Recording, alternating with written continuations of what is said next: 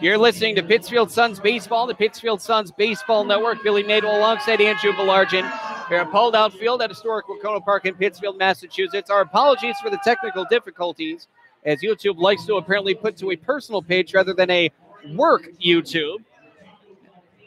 For the first 2 innings, it was actually on my personal YouTube page. Here and now the top of the third. Here's a first pitch.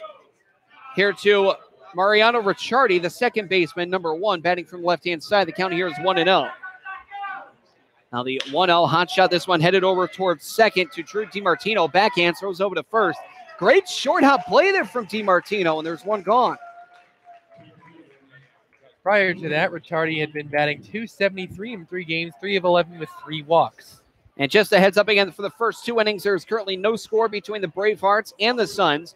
Our full pregame, as well as the first 2 innings, can be found on now my personal page. That would be Billy Madewell, and you can search for 6-8-18 Worcester Bravehearts at Pittsfield Suns. Beautiful curve from Feeney for the first strike here to John Thrasher, who grounded into an error by the shortstop McHale, then was gunned down at second. This one down the right field line, foul and out of play. Now the count here is 0-2. Really late swing on that one, though. Caught the tail end of the bat against the ball. That almost looked like it was going to be like a foul back to the catcher type hit. So no balls, 2 strikes. Feeney with the 0-2. Upstairs. And the count now is 1-2. Yeah, so how about that little botch blunder there from YouTube, not allowing us to stream correctly. Here's the 1-2. This one, a check swing. It foul tipped. Either way, he did go around, and that was a swinging strikeout. And that's the first strikeout in the ball game here for Gage Feeney. Just jammed him and confused him on the inside corner. Swinging at this one was Thrasher, but he was fooled either way. Yeah, great job continuing to locate pitches in different parts of the zone. Going outside in a couple of those and then finishing him off with an inside pitch. Shortstop Chris Rinaldi sees a first pitch called strike. Count here is 0-1. He's seen nothing but strikes on an 0-2 count. He flew out to left field to Alexander White. Here's the 0-1. Beautiful curve there from Feeney once more. No balls, 2 strikes, 2 men gone. Feeney looking to get through this inning very swiftly. The 0-2. Curveball line shot over the head of McHale into left, and he's going to have to wait. Yeah, well hit. Not very hard, but hit just high enough with enough carry to get out of the infield and mark a base hit. Now this will be the right fielder, number 15, Michael Delicari. Grounded out to second his first time up. Feeney looking for a pitch here. He's going to step off. Now he will re-toe the rubber. Checking first, now twice. Now he'll set. Pickoff throw back towards first. Back in safely is Rinaldi. Looks like they want to keep tabs there on Rinaldi. Only 1 stolen base attempt thus far. As here's the pitch. That one line third base side out of play. And into the dike that goes alongside Wahconah Park.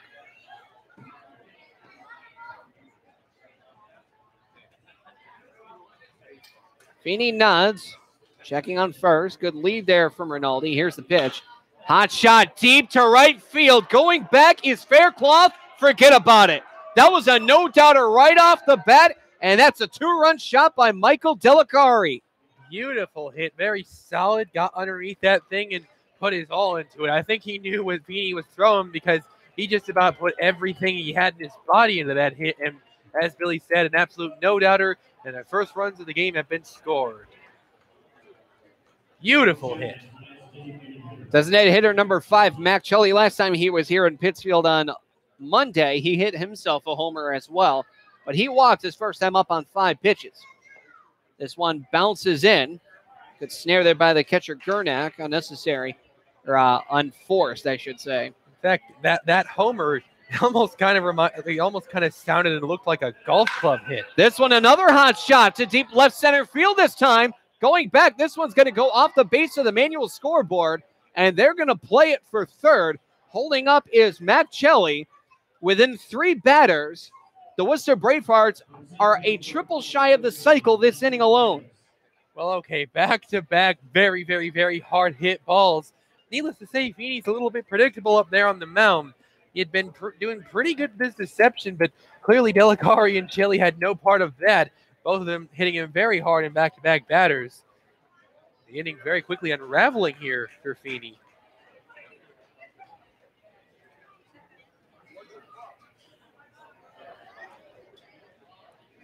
Runner on second now, and a curveball from Feeney is in there. A called strike. Count here is 0-1 to Dustin Harris, batting from the left-hand side, lined out to center his last time up. And then it's got to be concerning, giving up 2 hard hit balls and then a slow blooping curve right around the middle of the plate. Pitch well inside. And the count now 1 ball, 1 strike. Trying to change up the approach a little bit.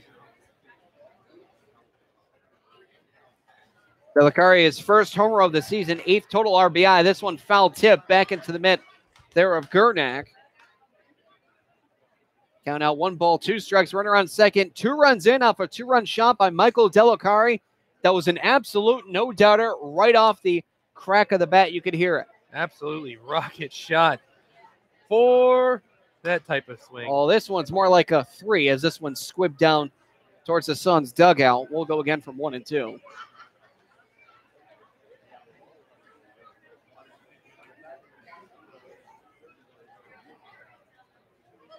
Now with you saying 4, now it's reminding me of my long game on for golf and reminding me on how bad my slice is, especially as a lefty. So thank you for that. You're welcome. You're definitely welcome. A 1-2. This one is grounded over towards first. Oh, awkward hop. Throw over to first. It is in time. Good snare there by Marin. Even better, carefully planning to go over to first is Feeney, and that will end the inning, but not before a big 2-run shot by Michael Delicari. 2 runs over 3 hits. No errors, and 1 man left on base. We now head to the bottom of the 3rd. Suns down against the Bravehearts by a score of 2-0. You're listening to Pittsfield Suns Baseball on the Pittsfield Suns Baseball Network.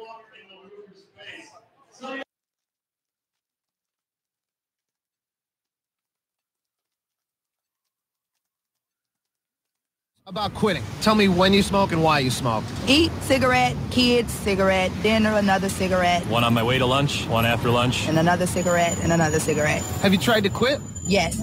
I become angry. It ain't that easy. You can't just quit cold turkey. I tried. What would you do different? Actually having a plan and thinking it through. You have to relearn how to live your life without a cigarette in your hand. With the right plan, you can quit smoking. Free at becomeanx.org. X, a new way to think about quitting. Brought to you by X and the Ad Council. In times like these, violence in our schools is a reality, so it's important to know what to do if a dangerous situation arises, and also how to prevent it. Kids, never bring a weapon to school, and if you see a student with one, or even hear someone talking about having a weapon, report it immediately. If something doesn't seem right or look right to you, speak up. If someone you know is showing signs of anger, or if you are feeling out of control, tell someone. If you feel threatened or bullied, tell someone. Violent acts often start out as small disagreements. Tell a parent or teacher if you see an argument taking place. It's better to let someone know about a disagreement before it gets out of hand. Let's put an end to these tragedies. Ask your school to adopt an anti-violence program. Visit ncpc.org to learn more about how to keep your school safe. That's ncpc.org. A message from the U.S. Department of Justice, National Crime Prevention Council, and the Ad Council. Back to live action. First pitch is up and in against the left-handed hitting third baseman number 1, Jack Kalumovic, here in the bottom of the 3rd. JT Morin, the lefty, has a sign, and the 1-0. This one is away for a ball now, 2-0.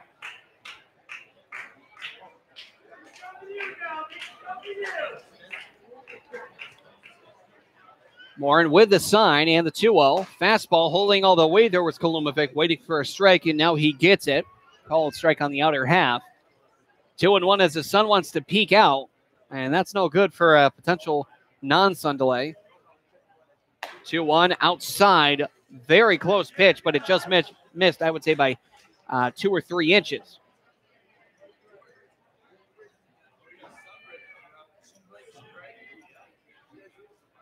Shaking up the sign is Morin twice.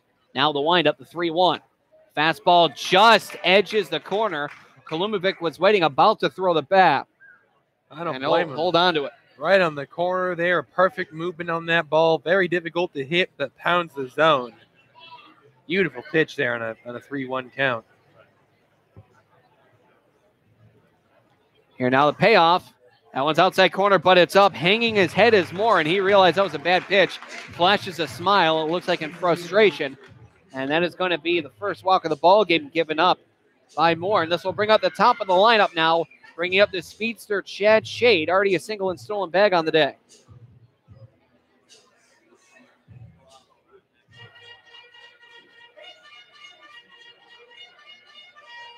Down a couple runs after that big blast last inning. Would be great for the Suns offense to respond here in the early goings of the game. Quick pitch. I should say quicker paced pitch. Quick pitch would have been a balk for the runner on. So that's a 1-0 count. That's a quicker paced pitch is low. Here now the 1-0. That one just misses the outside corner low. Now 2-0.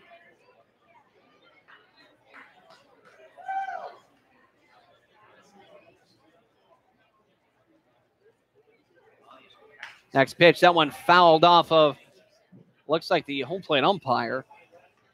It'll be a 2-1 count now.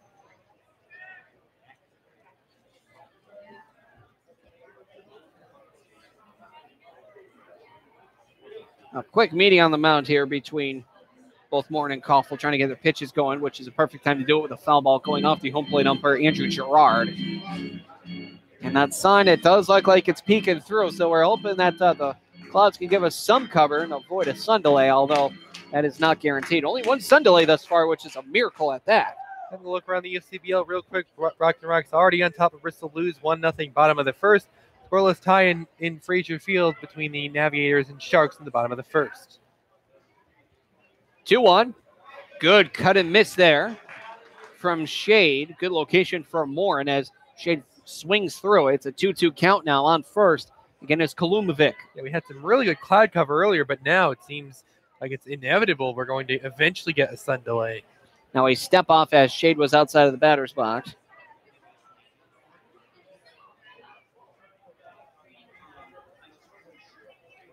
Two-two. Swung on, hot shot up the middle, and that will dunk in front of the center fielder Thrasher for another base hit for Chad Shade, who's got himself a multi-hit ball game.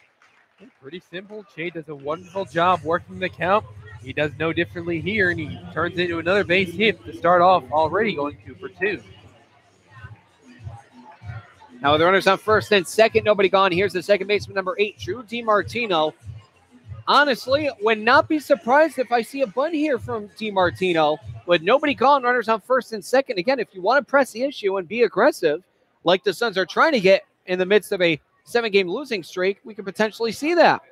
And I would absolutely agree with you, Billy. With 2 runners on, no outs, it seems like it would be a good play to make right now. They elect to swing away as this one's popped high in the air, headed towards left field. Underneath this one is Pesci, who gloves it. Strong throw over. Obviously not going there with the short throw. Curious decision to have DiMartino swing the bat, and it doesn't work out for the Suns in that one as he immediately flies out. And now it makes doing something like a bunt not such a great idea at this point, which is unfortunate with 2 runners on.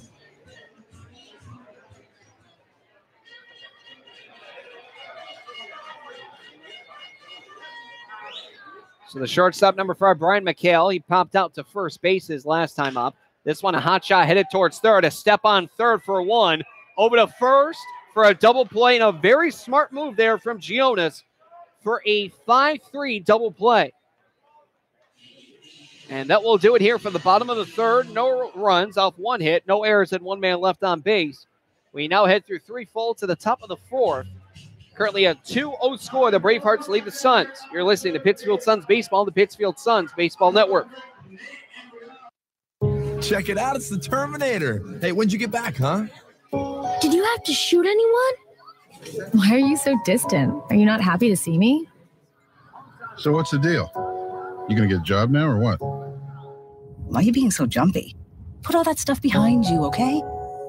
No one knows what it's like to come back from Iraq or Afghanistan unless they were there. Join other veterans at communityofveterans.org because we know where you're coming from. Brought to you by Iraq and Afghanistan Veterans of America and the Ad Council. Type 2 diabetes is a serious chronic health threat in America. It affects tens of millions of people. Many people who have the disease don't know it. Diabetes can cause health problems such as heart disease, strokes, amputations, and blindness. Talk to your doctor, get screened if you're at risk, and learn how to avoid becoming one of the millions of new cases of diabetes each year. You can help prevent type 2 diabetes. A message from CDC and HHS. Did you know the third leading cause of fire deaths for older adults is cooking? Hi, I'm Rob Neal from the United States Fire Administration with important fire safety tips for seniors. Never leave cooking unattended because a serious fire can start in seconds. Don't wear loose clothing while cooking. Keep towels and pot holders away from the range. Double check the kitchen before you go to bed or leave your home. This message is brought to you by the United States Fire Administration, your local fire department, and this radio station.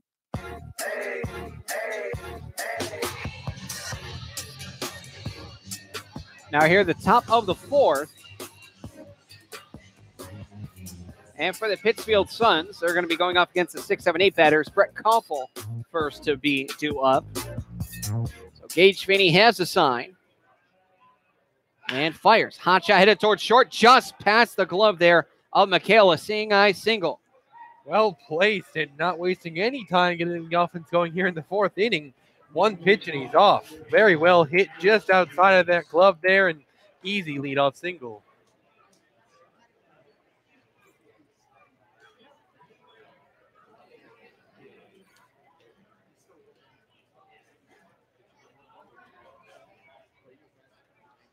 Now here is third baseman number 9, Alex Gionas. First pitch is in there, a called strike. Count here is 0-1.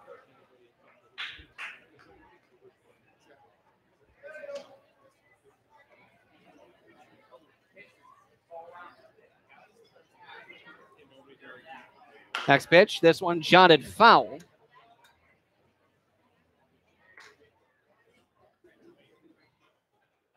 Count here is 0-2 to Alex Gionas, the third baseman. He flew out to right field his last time up. 0-2 count, runner on first. Koffel, the catcher, very short lead, not even a body length away. Here's the 0-2, hacked at that one, swung on and missed for strike 3. And that is the second strikeout in the ballgame for Feeney. Well, Feeney got taken to task by Koffel on the first pitch of the inning. So what does he do next? 3 pitches later, he's got himself a strikeout. So he's got the cycle of strikes with that, and that's exactly how you do it. 1, 2, 3. Called, foul, swung, and missed. Left fielder number 18, Joseph Pesci, grounded out to second base to end the second. Here is Feeney. Pitch over to first, just to keep tabs there on the catcher, trying to see if he's napping. We've seen cases of guys dropping catcher's legs before, but given that Koffel hasn't attempted to swipe a bag this season, it seems somewhat unlikely that he would do so right now. Curve just misses low. Count here is 1-0, especially with a strong arm of Gernak, the defensive catcher. Yeah, definitely wouldn't think to send Koffel at any particular point. Now the 1-0, that one drops low for a ball. Now 2-0. Sun's starting to dart into dangerous territory for a sun delay. We're hoping not. But then again, it is Wahconah Park. 2-0. This one headed over to short. This could be 2. A flip over to second for 1. Over to first. They got him. Double play turned to perfection. A textbook turn there from McHale to DiMartino to Marin. 6 + 4 + 3 equals 2. No runs, 1 hit, no errors, and nobody left on. We now head to the bottom of the fourth. Currently a 2-0 lead for the visiting Worcester Bravehearts. We'll be right back with more Pittsfield Suns baseball on the Pittsfield Suns Baseball Network. They're your friends. They're your neighbors. They're even famous entertainers. They're teachers. Okay, class, settle down. Open your book. They're scientists and astronauts. They're hams. They're 650,000 strong, and they're just like you. Earning your amateur radio license is easy. Just contact the American Radio Relay League at 1-800-326-3942. Do you suffer from the heartbreak of brain rot, feeling bored, sluggish, listless, not had a new idea in days? Using electronic gizmos without a clue why they work? Now there's help. Ham radio, guaranteed to stimulate your corroding neurons and open a whole new world of excitement. To learn more about ham radio, go to helloradio.org. Side effects of ham radio usage include mental stimulation, desire for education, new career paths, understanding of technology, and cases of addiction have been reported. If you experience any of these symptoms, you're welcome. Ham radio. It's not your granddaddy's radio anymore.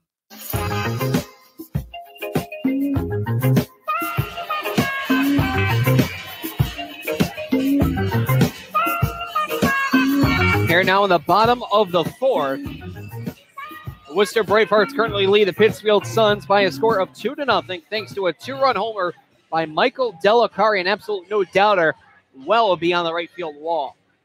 Absolutely. A sky shot, probably the longest hit anything we've seen this season here at Wahconah Park. And right now, that's the difference here. It's otherwise been a pretty tight ball game so far. And now, just waiting for the warm-ups to be complete in between the pitcher, Morin, and the catcher, Koffel. And I do believe there was another Koffel in the FCBL, not Brad.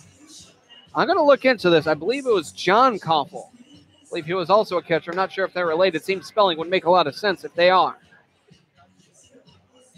It's not the first time we've seen something like that here in the FCBL. You had Hal Hughes and Thomas Hughes. Yes, exactly. In fact, for another example from the Bravehearts, Mariano Ricciardi hits them right now. And, you know, there you go. That's another example. So we'll look into that. I do believe that is the case.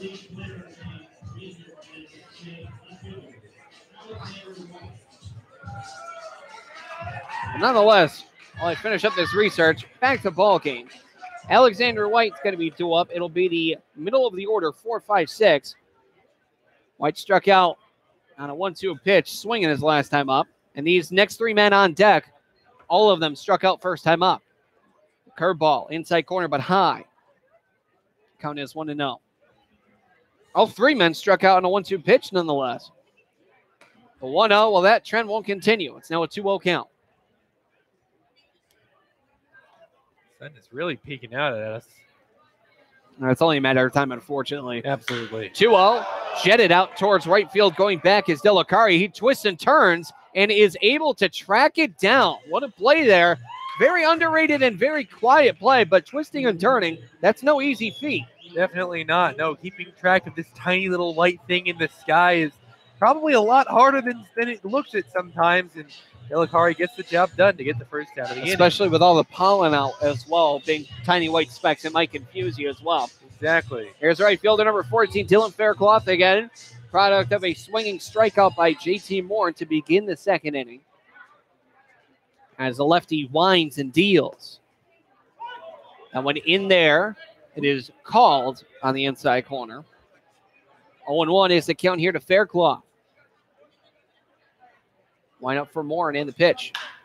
Popped up behind first base. Going to grab this one is Harris in foul territory, and he looks like we'll run out of room. No, he did track it down, but did it hit off the fence? Looks like it. Yes, it did. Indeed. It did hit off the fence. Tim McCaffrey, the bases umpire, ruling that. So that will be, as you say, a green mushroom, Andrew. The skin of his teeth, too. In fact, from my vantage point, I was almost thinking, like, wow, what a catch. With the exhale, Morin winds and fires the 1-2. Excuse me, it is now 1-2 following that pitch. It was up and away. A ball, 2 strikes, man gone. Here in Pittsfield, it is 2-0. Bravehearts lead it in the bottom of the fourth. Hot shot going deep to center field. However, underneath this one is Thrasher, and he will collect that one for the second out of the inning and second fly out of the inning. Well, as you like to say it, Billy, pretty much a can of corn out there in center field. An easy catch there. Hit pretty hard, but not very far and without enough carry time. And it ends up easily finding a glove in center. First baseman number 21, Peter Marin, again, also 0 for 1 with a strikeout. Would only complete the cycle with a fly out to left. Don't quote me on that. Pitch is on the inside corner. That's a called strike. 0-1.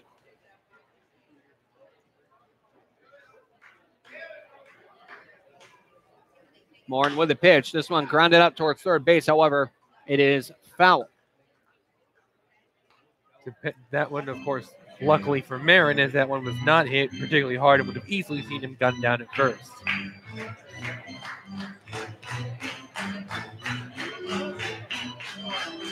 Good crowd on hand for tonight's contest.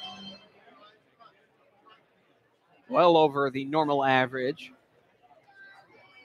The 0-2. That one up and away. A ball, 2 strikes, 2 men gone.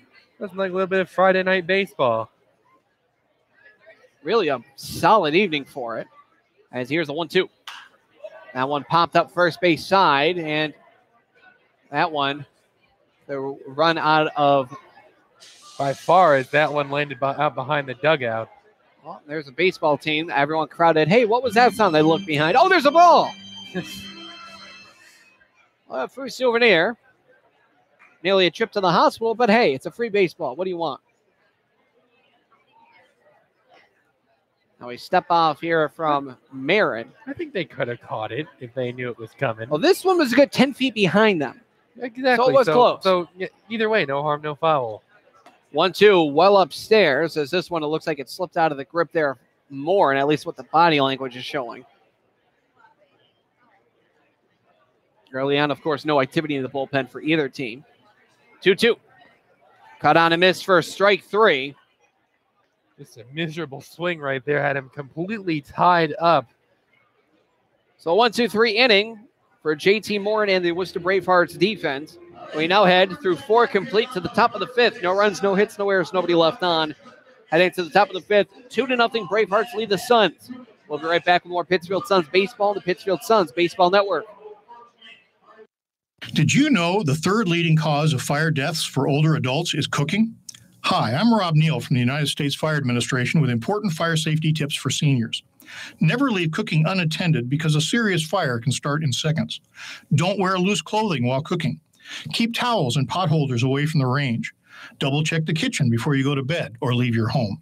This message is brought to you by the United States Fire Administration, your local fire department, and this radio station. I have a passion for the environment. That's why I serve in the United States Coast Guard. We monitor commercial vessels, making sure our ports and waterways are safe and clean from oil or other hazardous material. We patrol our fisheries, protect marine wildlife and their habitats. With all we do, it's about protecting America. Were you born ready to protect America? Learn more at gocoastguard.com. Sponsored by the United States Coast Guard in cooperation with the Massachusetts Broadcasters Association and this station. At the American Lung Association, we're fighting for a day when we can all breathe easier. We're fighting for clear skies over every city and healthy lungs throughout the country. We're fighting to free millions of Americans from the addictive of tobacco and the devastating effects of lung disease.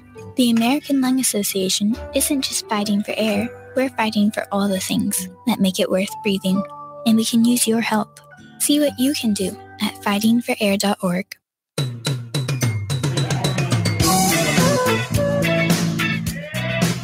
Top of the 5th, and we'll start with the number 9 hitter, second baseman number 1, Mariano Ricciardi, who swings, and this one is fouled third base side out of play.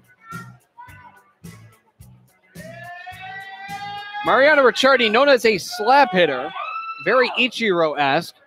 Here the 0-1. That one catches the inside corner. Now 0-2. Shaking off the sign twice, 3 times, and now the 0-2. Just misses outside. The count now 1-2.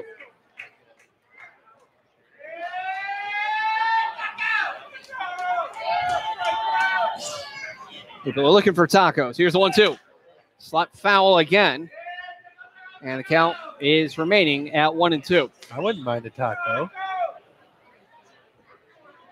Doesn't sound too bad.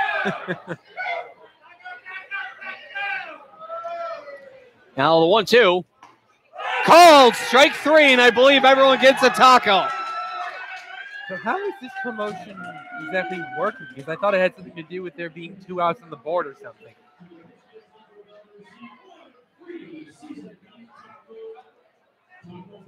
Okay. Yep, Taco Bell in Pittsfield. Because of that, if you show your ticket to Taco Bell, you get a free seasoned beef taco. This one, hot shot. Well, that's over the second baseman, and the celebration is short-lived following the single. And now it's bobbled by the center fielder. Throw over to second, not in time. A heads-up smart play from John Thrasher with a single.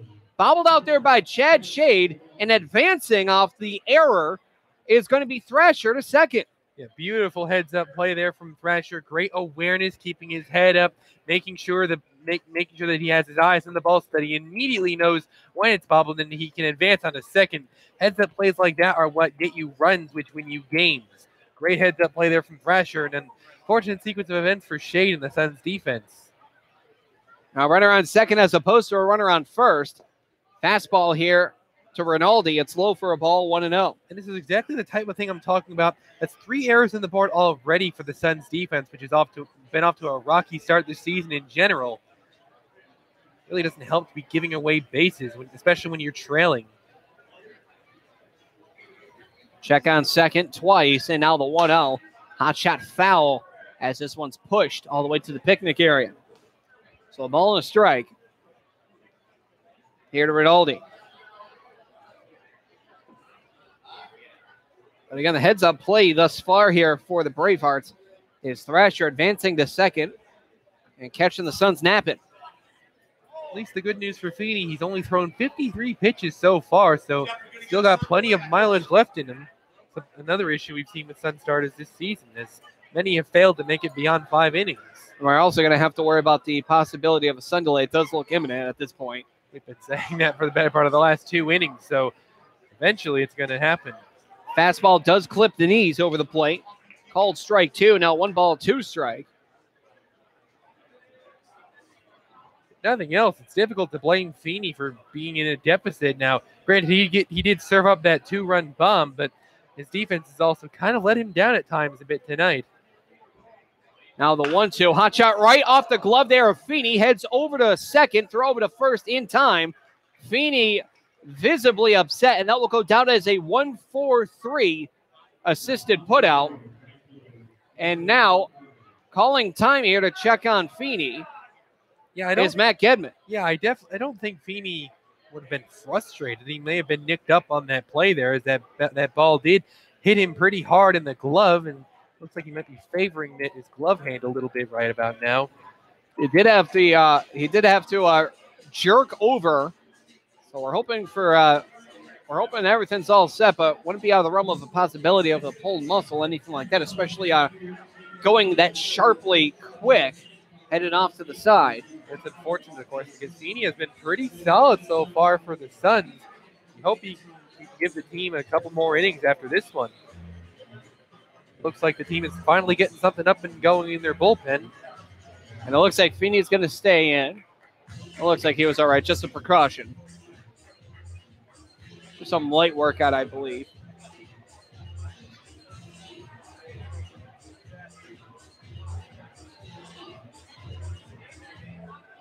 And that is number 12, Kyle O'Neill, warming up in the pen about now. Right fielder number 15, Michael Delacari, as this one's fouled back, and that one, I think, got a piece of our crowd. It definitely did. Thank God for windscreens.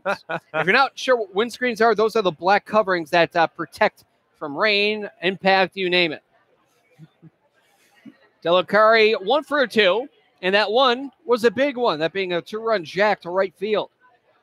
He's the reason why the Bravehearts lead it 2-0. Here's the 0-1. Caught on a miss for strike 2. Of course, Feeney pitching him a little bit more carefully this time around, but Delacari trying to repeat his last time up, and Feeney's feeding right into that energy, and he's got him down 0-2. So a runner on third, 2 men gone, and here's the 0-2. Swung on a miss for strike 3. Good motion with the changeup, and that will put down the home run hitter. and absolutely dissected him on that one. A beautiful way to get him a little bit of revenge for homering off of him last time. So through 4.5, and the top of the 5th, no runs, 1 hit, 1 error, 1 man left on. To the bottom of the 5th we go, a 2-run lead for the Bravehearts as they lead 2-0. You're listening to Pittsfield Suns Baseball on the Pittsfield Suns Baseball Network. In times like these, violence in our schools is a reality, so it's important to know what to do if a dangerous situation arises, and also how to prevent it. Kids, never bring a weapon to school, and if you see a student with one or even hear someone talking about having a weapon, report it immediately. If something doesn't seem right or look right to you, speak up. If someone you know is showing signs of anger, or if you are feeling out of control, tell someone. If you feel threatened or bullied, tell someone. Violent acts often start out as small disagreements. Tell a parent or teacher if you see an argument taking place. It's better to let someone know about a disagreement before it gets out of hand. Let's put an end to these tragedies.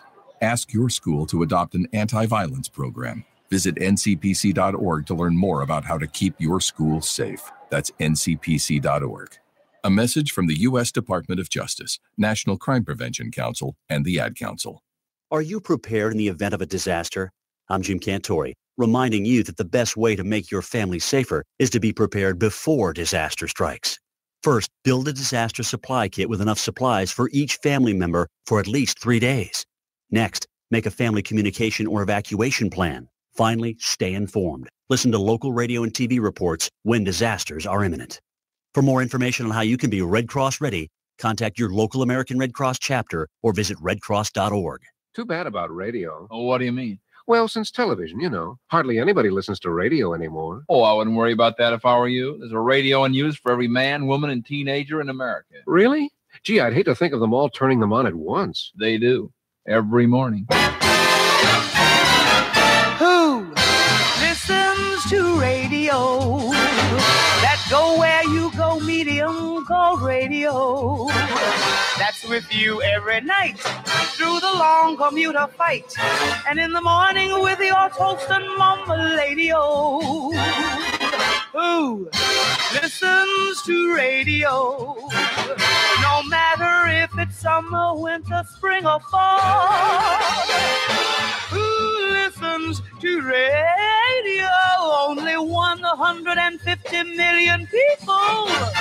That's all.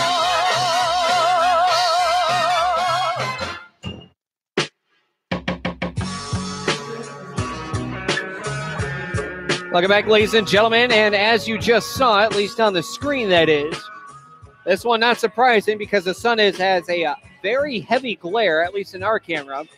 For that, I had an eerie feeling that they would not be able to get this inning underway without a sun delay, and turns out, unfortunately, I am correct on that accord. At 7:35 officially, we are in the midst of a sun delay, only our second of the season, which again is a miracle at that. Indeed, although that's also been a double-edged sword because 2 of our games have been with fairly horrific weather. So, you take what you can get, really. And if you're superstitious, the last time the Suns had a sun delay, they won a ball game. If you're superstitious. There you go. So we're not going to go into the bottom of the 5th, as not sure if anyone was paying attention to Koffel, the catcher, as they were starting to warm up. He was talking to home plate umpire Andrew Gerard, clearly saying that he couldn't see. He tried to duck down, or squat down rather, and look for the first pitch, and he told him right away, I can't see, the sun's in the way. So that will force us into a sun delay, which gives us a good opportunity to give you scores, not just around the league, but also at the major league level. And I believe starting in 20 minutes, if not a little bit later, I believe we also have some NBA action going to be happening today. I may be wrong on that.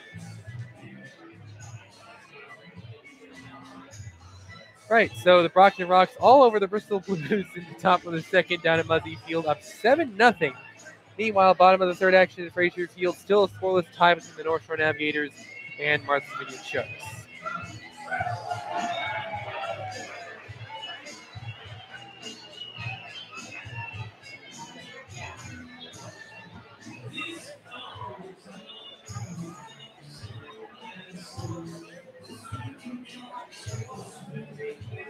Just waiting on MLB scores. Our apologies there. Had some technical difficulties, as if we didn't have enough already today.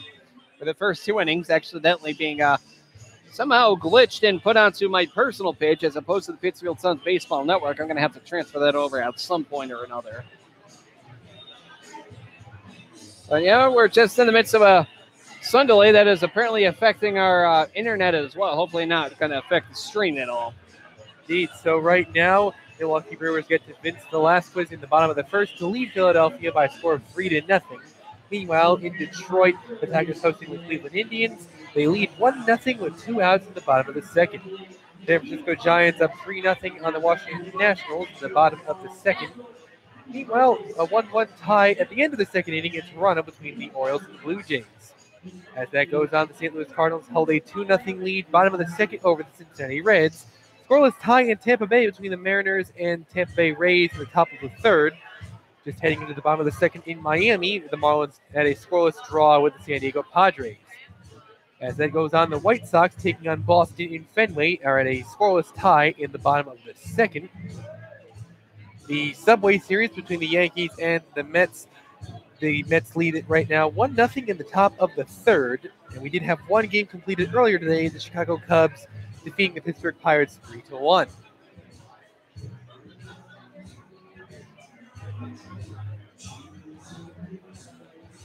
And I was incorrect on the timing for the NBA Finals game where the Golden State Warriors are up 3-0 against your Cleveland Cavaliers. It was 9 p.m.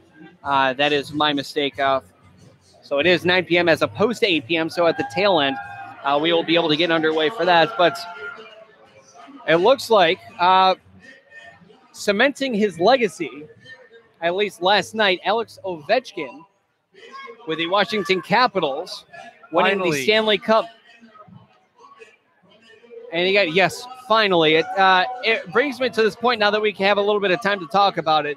I was overhearing a conversation earlier today with who does not have a title and needs it the most to cement their legacy. Well, take Ovechkin off the list now. You could take Ovechkin off the list. If you go to the NBA right now, you would think for that would be Chris Paul at this point. Maybe James Harden a little bit? I think Chris Paul, who is a first ballot Hall of Famer, just if he wins even one title, it cements his legacy. Back in 2011, when the Mavericks, when they won the finals against the Cleveland Cavaliers, Dirk Nowitzki, with his first title after so many years of trial and error and a lot on the error in the postseason, was finally able to cement his legacy by becoming an NBA champion, further cementing his Hall of Fame status. You think of Drew Brees for football in the NFL when he won his first title. And who would need it most right now, at least from my perspective, Phillip Rivers to cement his legacy, because you think of him, you list all these top 10 quarterbacks and you say, oh yeah, he's good too. He's great. But if he won a title, it would cement his legacy. Yeah, he's a consistent top 10 NFL quarterback every year. I'm going to respectfully disagree with that. I think Phillip Rivers belongs in the Hall of Very Good. Like, he has been consistently a very solid quarterback, but I couldn't get him in. I would not vote him in the Hall of Fame right now. Right, at least right now. But if he won a title, it would cement. It would provide a stronger argument, but I don't think that even that would cement it. Right, but it would extremely bolster his chance. Yes, absolutely. You think of Peyton Manning when he won his first championship. Great quarterback, just couldn't get the title, then finally got it with the Colts, cementing his legacy. And yes, with the Broncos in Super Bowl 50. And you think of all of these athletes, and now you go to baseball, one name and one name only comes to mind, Clayton Kershaw. Exactly. Yep. You marked it just as I was saying that. Clayton Kershaw, greatest pitcher in the game right now, possibly going to go down as one of the best lefties to ever play the game, especially with the argument against Sandy Koufax, who played for the Dodgers as well. But a championship would cement a legacy and a potential Hall of Fame ballot for an astronomical player that is Clayton Kershaw. Absolutely. And going back to what you said about Phillip Rivers, I'm going to agree with you on Kershaw. A ring would cement it. But, like, the reason I would advocate for Kershaw, not so much for Phillip Rivers has only ever been pretty good. He has never been in the discussion with the Bradys and the Mannings and anyone at the top. He's only been pretty good at best. So I find that lack of postseason success plus only being pretty good doesn't really bode well for Hall of Fame chances. With Clayton Kershaw, he has consistently been an absolute animal during the regular season. One of the best pitchers in the majors today. Absolutely, a ring would put him in the Hall at the end of his career, I believe. Especially given at the pace he's going, it would just be a non-debate if he were to get a ring and keep even slightly at the pace he's going at right now. Now you think all time between these sports. Think all time. Who has never won a championship and it would have cemented themselves as becoming even better? Easy, Dan Marino. You analyze who would be one of the greatest quarterbacks of all time. Dan Marino is up there. If he won, he would be in that discussion more frequently. Now it's a little bit more of a long shot. Well, Jim Kelly is another one that I will add in. There you go. 0 for 4 with the Bills. But even if he won 1 and went 1 for 4, it would cement himself as top 10 best of all time. But because of that, top 15. It provides an argument, but I don't know that it cements. It provides a very valid argument with it being validated with a championship. You think I wouldn't say Karl Malone. The reason why I wouldn't say Karl Malone because it really doesn't bolster him. He's already in that tier of one of the greatest power forwards of all time. Definitely. Charles Barkley, however, it would definitely bona fide and add a little bit more oomph into that category because no one ever says top 15, top 20. That's almost said point forward. Power forwards of all time. Charles Barkley was a dominant defensive player. Let me ask you this though: how much weight do you and feel free to have your own take on this, but how much weight do you really put into he wasn't that great because he never won versus he was great because he won more than this other player who might have been as great or possibly even greater just with less rings? It's touch and go. You think of LeBron James and Michael Jordan with that debate. Yeah, except I absolutely put Jordan at number 1, without thought. I think if LeBron won 3 more rings, we would have a very good debate. But 3 and 5, soon to be 3 and 6, does not stack up to Jordan. Nearly 2 and 7. If it wasn't for a prayer by Ray Allen. Well, I wouldn't take that debate seriously because then we could say nearly 1 and 8 because Kyrie Irving hit the shot. I don't take that seriously of course Ray Allen didn't take LeBron to the finals. Of course, that's not a great argument. You think of all of these players who didn't win a championship and who would the legacy best benefit from that. And again, really all those players that we just previously talked about, those have to be it. For the top 3 right now, who would you put in football current that would benefit most? I didn't hear that. Yeah, that I got to think about that. What about, I'm going to deflect it over to you while I think about that. What do you think? I say Phillip Rivers. I have to, with him being a top 10 quarterback. Not saying he's great, but it would bolster his resume to the point where he becomes this quarterback instead of just a top 10 quarterback. You can't say Eli Manning, he's already won once. You can't say Matt Ryan just because he's touch and go. Well, you can absolutely say Matt Ryan because he hasn't won one. But he's been pretty consistently. He's been I don't understand how you'd say Phillip Rivers and not Matt Ryan because they've been very close to the same for their respective teams since they joined their respective teams. Right, but the amount of time that Phillip Rivers has been in the league versus Matt Ryan also has to push some back on that as well. How many times has Rivers won a playoff game? Exactly my point. And how many times has Matt Ryan won a playoff game? Exactly my point. Okay. So it's a little touch and go. It really is, especially with football. Yeah. But we could definitely agree on 2 sports, which is Chris Paul for the NBA, whose resume would definitely inflate their Hall of Fame, if not potential Hall of Fame talent. And without a shade of any doubt, it's got to be Clayton Kershaw. If you say anyone else, I'm gonna push back on that. Oh yeah, absolutely, Clayton Kershaw. Although, if I were to debate, what about Mike Trout? I mean, he's gonna get in the Hall of Fame some way, but a ring would absolutely, even if there was any doubt in Mike Trout, then that would remove it. I can't say that because of the same reason for Karl Malone. He's already a great player.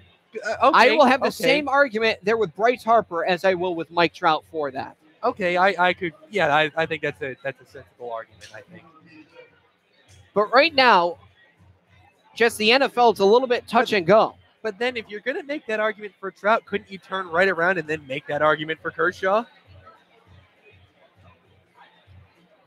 It would put Kershaw as one of the best regular season pitchers.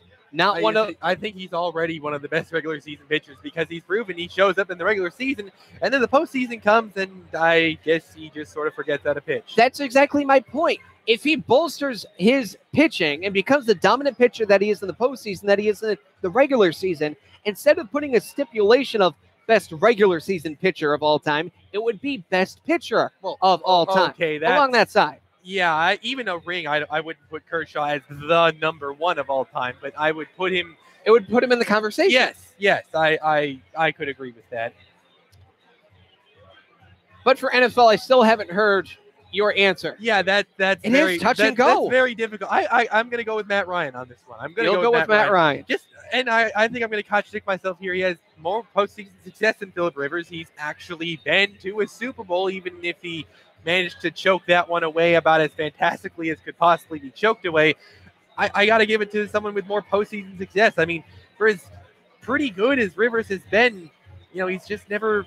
I mean, he's had the talent around him, but he's just never been able to put it together. And you can't really argue. Well, Phillip Rivers has had a tough division, even though that's absolutely been the case, because really Matt Ryan has also had a pretty brutal time in the NFC as well too. But he's found ways to make the postseason. And you could see this past year, they won a game in Los Angeles against the Rams, who were pretty much at that time supposed to be unbeatable. And the Falcons not only beat them, but it wasn't close. Looks like we're going to get action back onto the field here very shortly. The sun has dipped. Final thing here. I know we're extremely, extremely far away. Top two teams in the AFC and NFC for football for this upcoming season. What do you think? It's very tough. Yeah, I'm going to go with the Patriots. And this year, I think I like the Jaguars for the AFC. I mean, that would be very much reflecting this past season. But there you go, of course. And for the NFC, I'm going to go with, and again, no originality here, but I'm going to go with Philadelphia and Minnesota. I will only have one pushback, and I will explain. Go ahead. I agree on everything but one team. Eagles in Minnesota, I definitely agree. You can add maybe Los Angeles as a third team, but I do believe that they'll get in the semifinal, or I should say the divisional round. Yeah, I can agree. So the pushback's going to be on the Jaguars, I assume. No. Oh, no. You jest. It will not be. I have a hard time believing, especially due to it. I am a Patriots fan, and I'm saying the Patriots I will give pushback on. Okay, so I will say the Jaguars and the Steelers. Oh, I don't like that. The reason why I say not the Patriots, I believe they lost too much. I believe for this offseason, they have lost too much. They lost Cooks. They just lost Edelman to a 4-game suspension. And losing Edelman in the regular season has no bearing on what happens in the playoffs. Correct, but it might affect their seeding if they can't get the ball rolling, or in this case, the ball throwing in the first 4 games. It could affect their seeding. Steelers, they haven't really lost much. They were right there. Brady is going to be 41. Unless he can pull off a miracle like last year with another MVP caliber season. When he was without Edelman last year. Okay. But also, he had a ton of help there. You also had the left tackle. He's also gone. Left tackle is the second most important position. They've had a patchwork offensive line for years. It's not going to be that much different. We're going to get things back running here for baseball. Thank you for the conversation there, Andrew. Back to baseball we go. And nearly 20 minutes later, we'll find out the official time. As here's the windup, and we begin baseball at Taylor Mier. Sees a first pitch. Called strike. County your zone 1 to the designated hitter. Ending at 7:54 for a total time of 19 minutes. 1 minute over the last time. Pitch is outside. Now 1 ball, 1 strike. It's going to be interesting to see how these two pitchers, of course, Feeney and Morin, come out of the gates following a lengthy sun delay. Feeney's got to be used to it by now, but Morin, it's going to be interesting. Pitch is in there. A call strike. Count now 1 ball, 2 strikes. Nate Solder is a left tackle I was thinking of. Yes, lost to the Giants. Amendola to the Dolphins as well. Here's a 1-2. Pitch is up and away. Now 2 balls, 2 strikes. I'm not saying I don't have faith. I'm just saying. Yes, losing a guy who's good for about 3 or 4 catches a game. Oh, no. There's a lot more to it there. As this one a hot shot, and this one will dunk into left center field. A good slice from the left-hand side from Mier, kind of like my golf game, and that is a single right into center field for Mier. Beginning the ball game, or I should say continuing the ball game following the sun delay. Pretty solid hit. Good distance. Pulled on it just enough to get it to hit the ground in the outfield. That's a hard hit, base hit. Catcher number 26, Josh Gernak, struck out looking on 4 pitches. A step off here for Mier. Modest lead. And the pitch. Well outside for a ball, 1-0.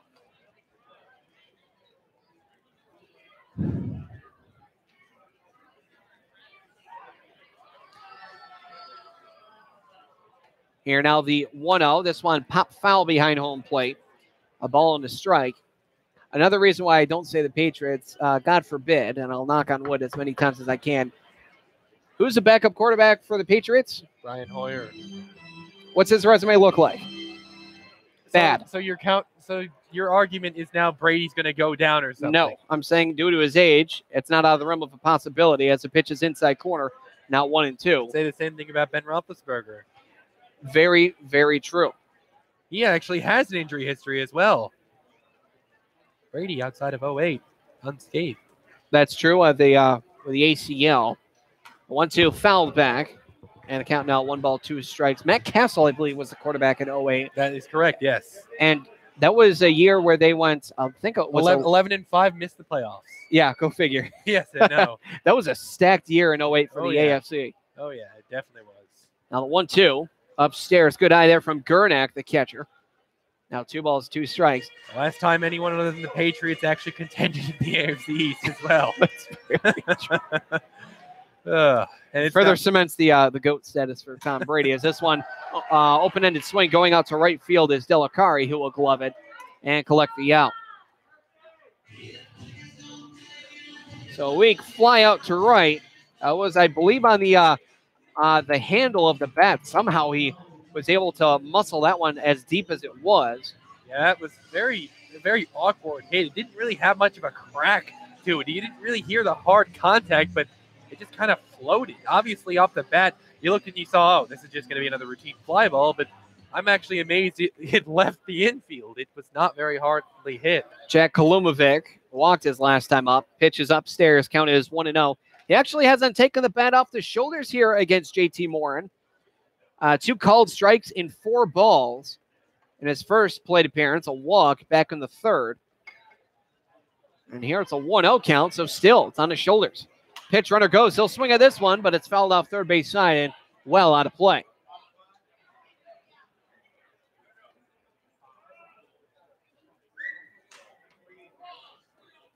Looks like there's a reliever warming up in the bullpen, and a smart move by Alex Dion, who is the acting manager of the Worcester Bravehearts. Again, following a lengthy 19-minute sun delay, you have to think that Morin, there's a bit of fatigue on him, especially re-warming up after waiting well over 19 minutes. Here's the 1-1.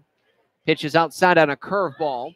Count here now 2-1. The reason why I say the fatigue well over 19 minutes because of the home half. Looks like that's number 35, Robert Surule, warming up in the pen for the Bravehearts. Here now the 2-1. Popped up in the air. Third baseman here, Giona's going to track this one down as well as the catcher. And the catcher is going to drop it. And that one's not going to be ruled an error.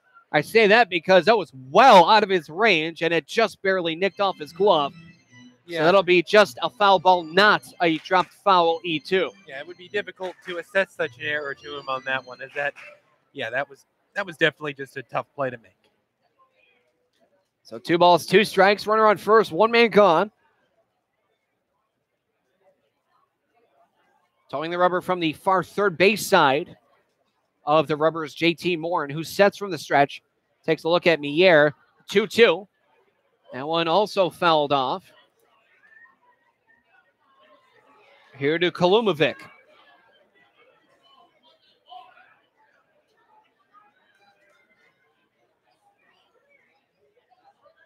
Morin checks first from the stretch, the 2-2. Fastball, guess what? It's the fourth foul of this plate appearance. Well, as you said, Billy didn't take the bat off his shoulders last time up. Clearly a different narrative this time around. They're looking to flip the script, at least for this plate appearance. And he's really up in the pitch count of Morin, which is another good reason why there's a reliever in the pen warming up. The 2-2 hot shot right to the first baseman. He'll step on first. Throw over to second. Is not in time. It gets away from the shortstop, and he's going to head towards third, and he's going to get in there safely. So that is going to be an out at third, and that's going to be a 3 unassisted. Moving to second on the play is Mier. Moving to third on the error by the first baseman is going to be Miera. Good heads-up plays. They got away there from the shortstop. Definitely great heads-up play there that puts the run 90 feet away. And this is exactly what we've been talking about for quite some time, Billy. It's time for someone to have some clutch hitting, bring someone home, get on the scoreboard early instead of having to scrape for base runners later in the game. This would be an ideal time to do it, especially because we've been talking about Morin like he's a bit fatigued on the mound. Which is a good reason why they're making a pitching change right now. New pitcher in the ball game. 2 men gone, runner on third. Here in the bottom of the fifth, Suns down 2-0 against the Worcester Bravehearts. We'll be right back with more Pittsfield Suns baseball here on the Pittsfield Suns Baseball Network. Check it out, it's the Terminator. Hey, when'd you get back, huh? Did you have to shoot anyone? Why are you so distant? Are you not happy to see me? So what's the deal? You gonna get a job now or what? Why are you being so jumpy? Put all that stuff behind you, okay? No one knows what it's like to come back from Iraq or Afghanistan unless they were there. Join other veterans at communityofveterans.org because we know where you're coming from. Brought to you by Iraq and Afghanistan Veterans of America and the Ad Council. Did you know the third leading cause of fire deaths for older adults is cooking? Hi, I'm Rob Neal from the United States Fire Administration with important fire safety tips for seniors. Never leave cooking unattended because a serious fire can start in seconds. Don't wear loose clothing while cooking. Keep towels and pot holders away from the range. Double check the kitchen before you go to bed or leave your home. This message is brought to you by the United States Fire Administration, your local fire department, and this radio station. So here's my cell phone number, my husband's cell phone number, and here's the number to the grandparents. The number of the restaurant we'll be at, it's just down the block. And I told the neighbors you were here, so if anything happens, anything at all, don't hesitate to call. And what's your cell phone number again? I don't think I put that in. Honey, what? Honey, he'll be fine. Okay, let's go. I know you're right. The odds of a babysitter calling 911, 1 in 1,400. The odds of a child being diagnosed with autism, 1 in 150. You know the odds of autism. Now learn some of the signs. No big smiles or other joyful expressions by 6 months. No back and forth sharing of sounds or facial expressions by 9 months. And no babbling by 12 months. To learn more of the signs and more about autism, visit autismspeaks.org. Brought to you by Autism Speaks and the Ad Council. First pitch is upstairs for a ball. The count here is 1-0 from new pitcher Rob Cerulli. Cerulli making his third appearance out of the pen to this point, thrown 4 innings, yielding 3 hits, no runs, couple walks, and 6 strikeouts, having gathered a winning decision with a 0 ERA. Hot shot right back to Cerulli. He's going to head towards first on a hot shot that knocked him down. Somehow was able to make the grab, and that will end the inning of Chad Shade. A hot shot right back to him. That'll certainly wake you up any day of the week. Getting warmed up on and off the field, as you can see. Chad Shade previously going for 2 for 2 with a stolen base. Well, he's not going to do 3 for 3. No runs, 1 hit, 1 error, 1 man left. Completed 5 innings, now to the top of the 6th. Currently a score of 2-0. Bravehearts lead it. You're listening to Pittsfield Suns Baseball, the Pittsfield Suns Baseball Network. In times like these, violence in our schools is a reality. So it's important to know what to do if a dangerous situation arises, and also how to prevent it. Kids, never bring a weapon to school. And if you see a student with one, or even hear someone talking about having a weapon, report it immediately. If something doesn't seem right or look right to you, speak up. If someone you know is showing signs of anger, or if you are feeling out of control, tell someone. If you feel threatened or bullied, tell someone. Violent acts often start out as small disagreements. Tell a parent or teacher if you see an argument taking place. It's better to let someone know about a disagreement before it gets out of hand. Let's put an end to these tragedies. Ask your school to adopt an anti-violence program. Visit ncpc.org to learn more about how to keep your school safe. That's ncpc.org. A message from the U.S. Department of Justice, National Crime Prevention Council, and the Ad Council. You're listening to Pittsfield Suns Baseball on the Pittsfield Suns Baseball Network. Billy Madewell, Andrew Belarchik, held outfield at Wahconah Park in Pittsfield, Massachusetts. Currently a score of 2-0. The Worcester Bravehearts lead it by a score of 2-0 to begin the top of the sixth as the pitch is fouled back. The count here is 0-1 to Mac Chelly, the designated hitter. It looked like it also got a piece of him on that one as well. On a swing, reminds me of Anthony Rizzo off that, as that one well outside. Now 1-1 strike. Chelly walked and hit a double, so he is currently 1 for 1. With a nod, Feeney with a 1-1. Curveball, open-ended swing headed into center field. On a track is the center fielder, and he did not catch it. He was on the track, and it just missed his glove. Unfortunate there. That was going to be a tough play always. Unfortunately, that is, of course, going to be a base hit. It's going to lead to a leadoff runner here in the sixth inning. It looks like it did not go off his glove looking back at it, so just past his glove. So that's going to be a single into center field. Good effort, though, for sure. Now your first baseman, number 21, Dustin Harris. He's 0 for 2. A line out to center, ground out to first. The pitch up and in, backing up and limboing out of the way there is Harris.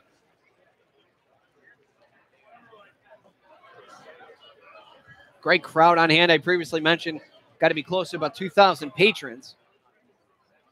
Now the 1-0 foul, third base side out of play. And thankfully it did not hit a car.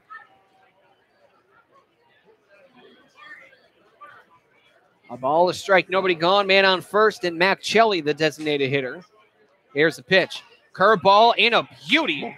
Fantastic breaking ball curve there from Feeney. Beautiful backdoor pitch there on a one-strike count. Great pitch to get him down in a hole.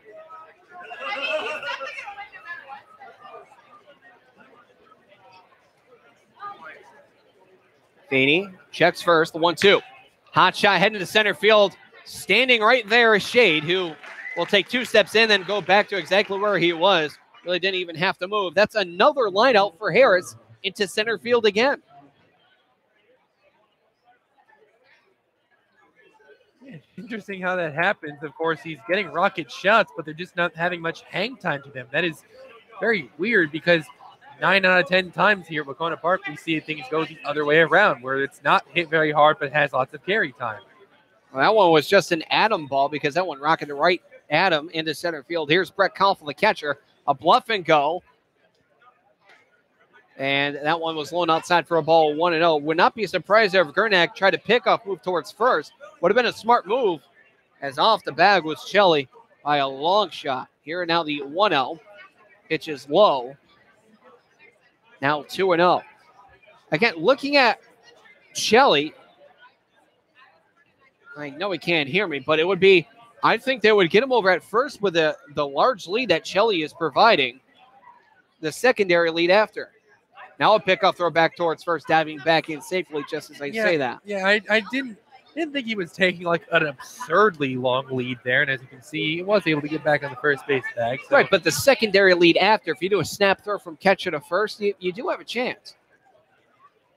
2-0. Hot shot towards the third base. Great backhand throw. Over to second for one. Over to first. And no, it was dropped and it was bobbled as it was in the dirt. So that one's just going to go down as a fielder's choice. That'll go down 5-4. No error due to, again, you can't assume a double play. An unfortunate sequence of events, though. That's not going to go in the books as an error, but that should be viewed as a mental error at that. That should have been a bang, bang, double play, get him out of the inning. But Unfortunately, this inning persists for Feeney and the Suns defense. Third baseman number 9, Alex Gionis, will step up to the dish with a runner on first. Kalfa replacing Harris. But a great play from Kalumovic with a backhand snare on a rip shot. First pitch, low and outside for a ball, 1-0. Here to Gionis.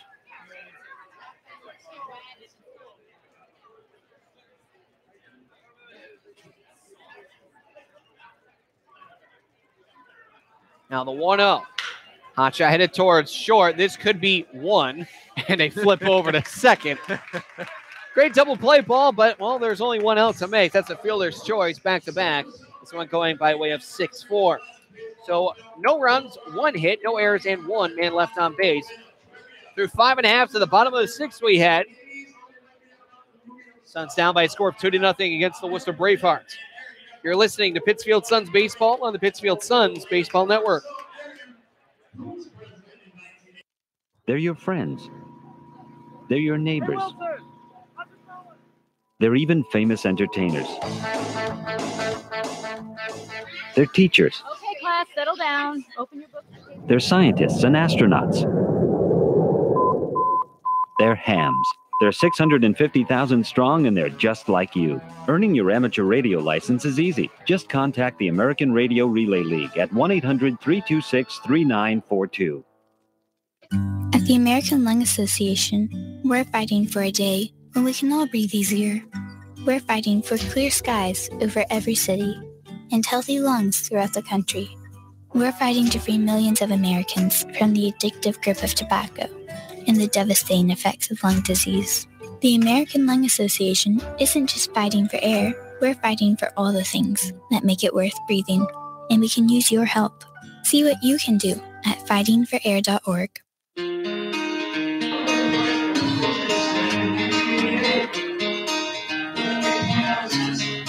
Back here at Paul Outfield at Wahconah Park, here on the 30th anniversary of Bill Durham Day. It's being sponsored by the Berkshire County Sheriff's Department. And there's a contest going down about what happened in 1988, well, when Bill Durham came out. Folks getting animated about Hey, you think there's a walk-off. or a free taco. Oh, yeah, they're free taco. Thank you for that. I forgot about that. So it'll be the 2-3-4 batters due up. You have DiMartino, Mikhail White. Certainly a lot of contact in these 3 batters here.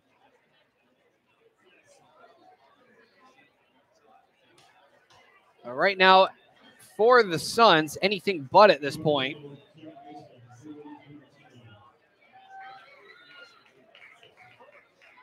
Had more and not had to leave due to, of course, the Sunday seeming to fatigue him. He was absolutely rolling against this lineup. That one, a hot shot foul that nearly goes all the way to Wahconah Street. About, I'd say, 3/5 of the way there. Not the full length. Count is 0-1 here to DiMartino. Pitch. It's a breaking ball that does catch the lower outside corner. Called strike now 0-2. Looking at, of course, the other end, Gage Feeney through 6 innings, 70 pitches thrown. Definitely a quality start. He could come back out for the 7th easily. The 0-2 is fouled off, and it does go off the glove there of Koffel. So we'll go again from an 0-2 count here for a Drew DiMartino product of Pittsfield, Massachusetts.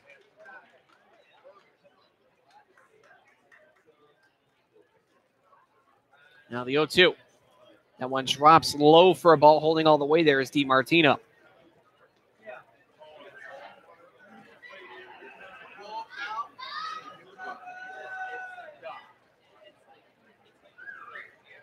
Shaking off the sign. Now with it. So really with the 1-2. Hot shot past the diving third baseman. Going into left field. They're going to try for 2. Digging in the whole way. Let's see, the throw in is not going to be in time. A stand-up double for Drew DiMartino. Finally, a little bit of offense here going to start the 6th as DiMartino cracks that thing down the line. A leadoff double is exactly what the Suns' offense needed.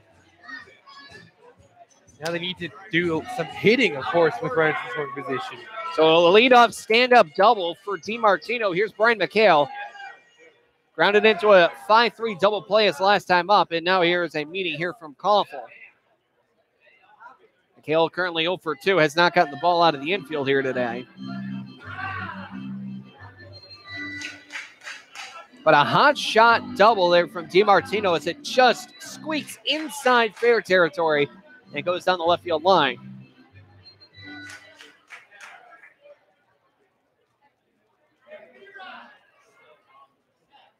And now the pitch. Check swing, it doesn't matter, it's in there nonetheless. Called strike on the lower outside quadrant. No balls, 1 strike. Setting from the stretch again is Rob Cerulli, the reliever. And the 0-1. Foul back, well back. Almost in the exact same spot as the other one. I'll wait for someone to go snare that one as well because it looks like the other one was scooped up. And someone will go retrieve it. It's an 0-2 count. Nobody gone, runner on second. Suns down by 2. You're getting to the later half. The 0-2 fouled off first base side out of play. We'll go again from 0-2.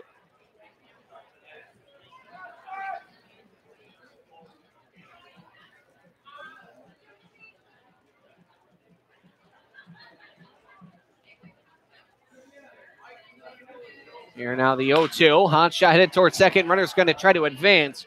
Ricciardi with a throw to first in time. So essentially a sacrifice. Won't go down as it on the 4-3 put out, but essentially works the same way. Now a hit in the infield, or I should say hit in the outfield if it's deep enough, can score DiMartino. Yeah, that wasn't a base hit, of course, but it was what the Suns needed. It was good to move the guy over, get him 90 feet away and closer to actually scoring.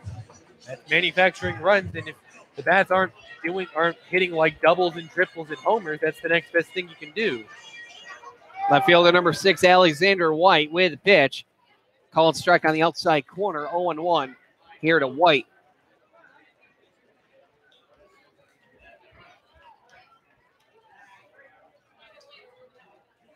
So really sets from the stretch. Now the 0-1. That one also fastball that catches right there. Count now is 0-2. Holding off, surprisingly, was Alexander White, but that's a fast pitch there from Cerulli. Definitely has to be around 90. Definitely. He's been hurling gas since he came out of the pen. Now the 0-2 sets up outside, but misses high. Ball 2 strikes now. That was probably his fastest pitch right there. That thing was a blur. Man. Looks like another reliever in the bullpen here for the Bravehearts as well. From the stretch. 1-2. Fastball low. And a glare from Koffel over to third as if he was trying to steal on that. 2-2 is the count. A lot of gas by Cerulli, but the latter 2 pitches that you got to focus on accuracy instead of precision. Looks like it's Matthew Stansky, number 29, warming up in the pen for Worcester. 2-2 is an off-speed pitch, electing to go away from the fastball, try to get it in there. However, it misses outside. And now from 0-2 to 3-2 full, Alexander White has himself a full count. Well, with an open base on first and 1 out, it might not be the worst thing in the world to lose him right here. This one is hacked foul. And we'll go again to a 3-2 pitch. And it will be DiMartino scooping that one up as the foul ball collects a dead ball.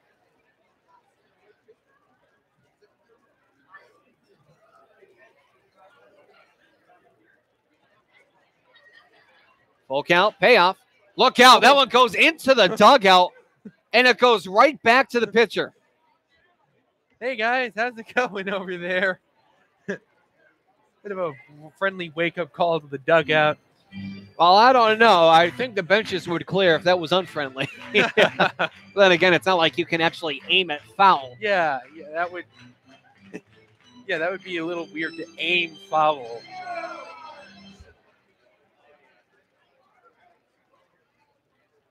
Again, from the stretch is Cerulli. A lot of pitches this plate appearance. Pitch. Outside for a ball, and that walks him. Alexander White with a battle of the game at home plate. 8 pitches, and that will collect a walk. Great fight at the plate to get him on base. He does open up the double play, but do remember now, he represents the game-tying run over there at first. Things are getting a little bit tight here. Now here's the right fielder, number 14, Dylan Faircloth. And yes, Andrew, tying run is represented by Alexander White currently. Of course, it's all just talk unless someone knocks their run or two in. It's all about that clutch hit. Here's the pitch. That one fouled off of Faircloth. So it's an 0-1 count. Again, a man gone. Runners on the corners. Expects Cerulli with a lot of fastballs low. Again, trying to induce a ground ball.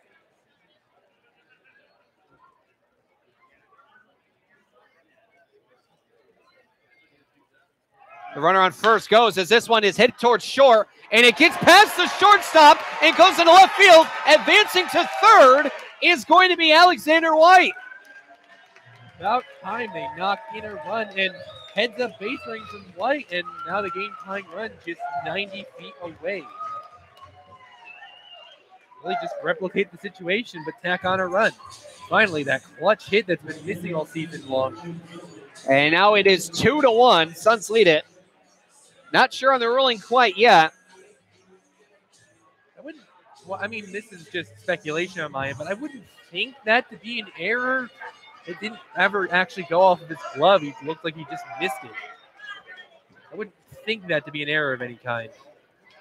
That one's a curveball outside corner called strike. 0-1 here to Peter Marin. 2 strikeouts on the day. I mean, we'll wait on the official ruling, of course, but I would presume that to not be an error, just simple advancement. The pitch, another curveball in there called strike 2. It is going to be rolled a hit and an RBI here for Faircloth.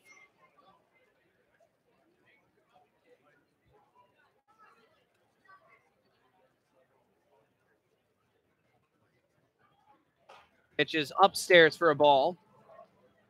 Count 1 and 2 here to Peter Marin.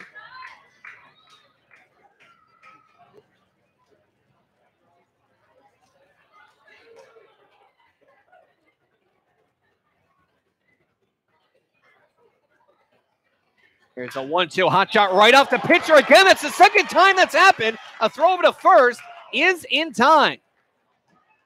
It's the second time that Cerulli has been woken up. He collects it and hits off his glove, and he slips off and loses his footing. A throw over to first is in time. Fortunately for Marin, that disoriented him, as otherwise if he had cleanly corralled that would have definitely ended the inning off of a double play. But well, Aaron gets a little bit lucky there, and it ends up only being a fielder's choice. That's the second time that's happened. That's why Alex Dion is out there. He's going to talk things over here with Cerulli. You would think once, okay, that's fine, but twice the exact same play. That is certainly something we don't usually see.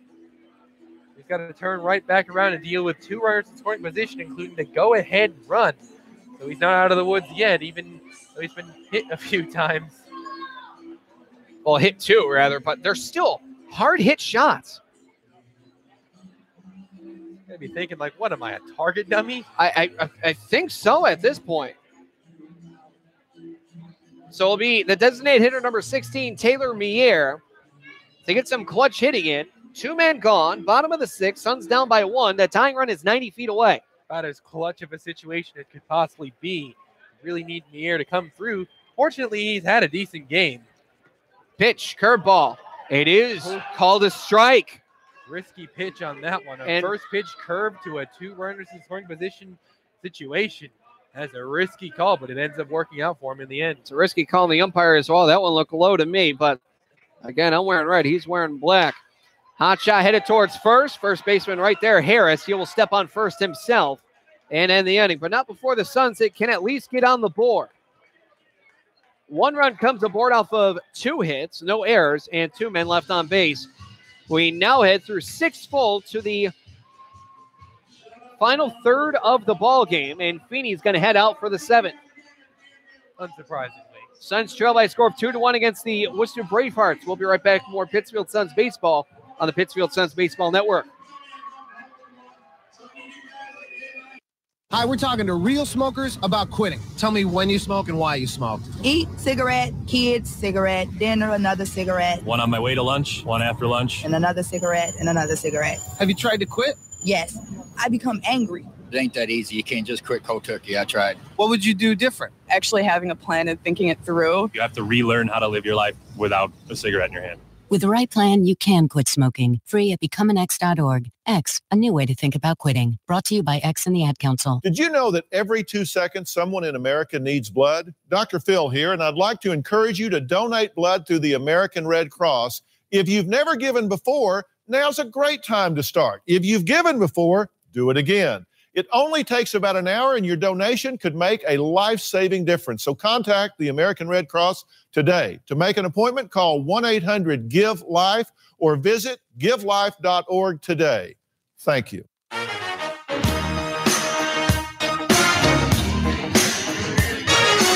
Back up for the 7th with a lot of pitches still to be thrown here from Feeney. He could easily come out in the next inning and maybe for more if he can keep up with the solid pitching. Joseph Pesci's 0 for 2, 2 groundouts, 1 being a double play.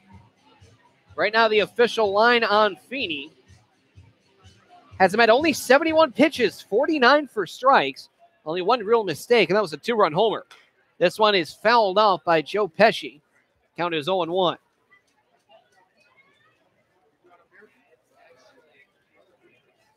Yeah, that's some serious resume. And what I think they're the longest outing of the FCBL season thus far, at least in terms of innings pitched in 1 outing. Here's the 0-1. This one, a slap shot, pushes it into right field for a base hit. Very lightly tapped there, nothing too hard, just simply skies this thing over the infield. Very lightly falls in the outfield, and there's a leadoff single. That hit could not remind me anymore of Derek Jeter with a push hit single into right. Well, whatever gets you on base. So after a slap hit from Joseph Pesci into right field, opposite field, here now is a slap hitter, number 1, Mariano Ricciardi, sitting at second base here defensively. But offensively, he's currently 0 for 2 with a strikeout look in his last time up. First pitch, that one is hit foul behind home plate. Certainly the longest outing we've seen out of a Suns pitcher here. Of course, by Gage Feeney. Feeney is really used to that sun delay. Pitch is up and in, not nearly as much as Ricciardi sold it. Oh, boy, doing some theatrics, I see. It's what we call selling the call. Indeed. A ball, a strike, nobody gone, runner on first, and Joseph Pesci. Pitch just misses the outside corner. The count here is now 2-1. Again, against Mariano Ricciardi, it's pretty hard to hit the strike zone because this is the smallest player in the FCBL. 5'7", 165 pounds out of Florida Atlantic. Throw over to first, back in safely is Joseph Pesci. But for Ricciardi, he doesn't let his size or frame deter him. Another throw over to first, diving this time, is Pesci.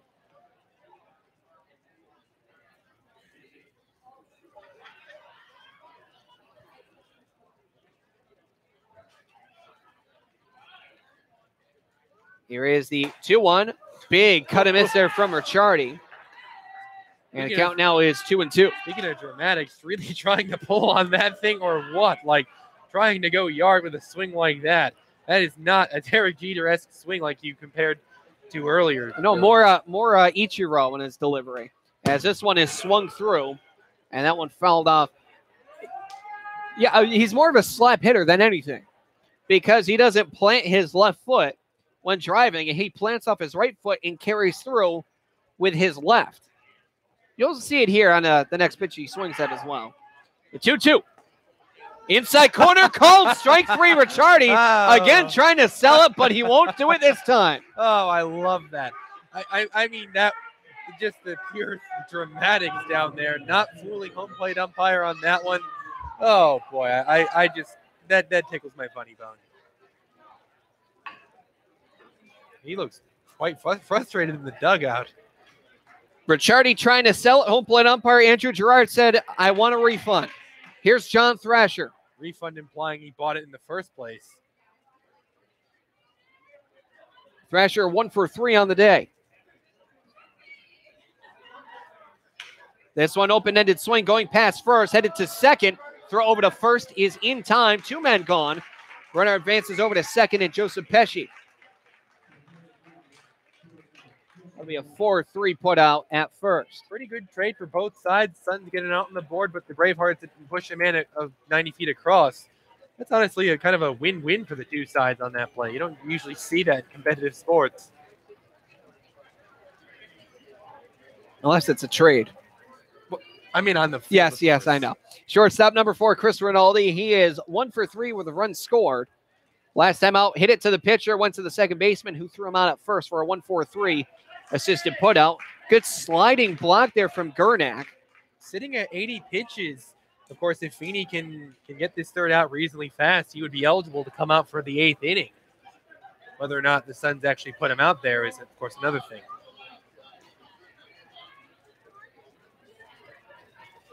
Here's another pitch. That one drops low. 2 balls and 1 strike. Feeney elects for a new ball after calling time and will receive from Andrew Gerard, home plate umpire. Looks like, I believe that's Taylor Mier, the designated hitter, who is going out there to the bullpen, which does appear to be the case that they're going to elect for a fresh arm in the bullpen, at least to get warm, if not for this inning, then next. If not next, well, the one after that. Here the 2-0. This one a hot shot going towards the shortstop. McHale, forehand glove, throw over to first, and a great pick there from Marin as well. That will be a 6-3 put out, and that will end the inning.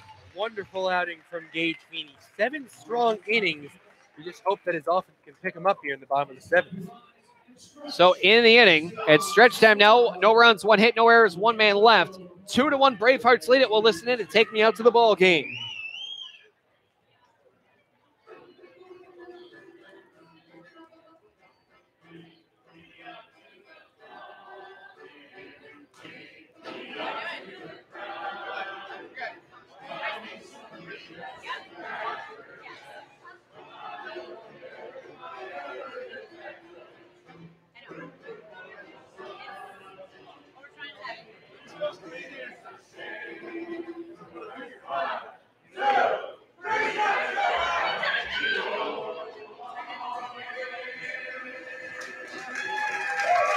Bravehearts lead it 2-1.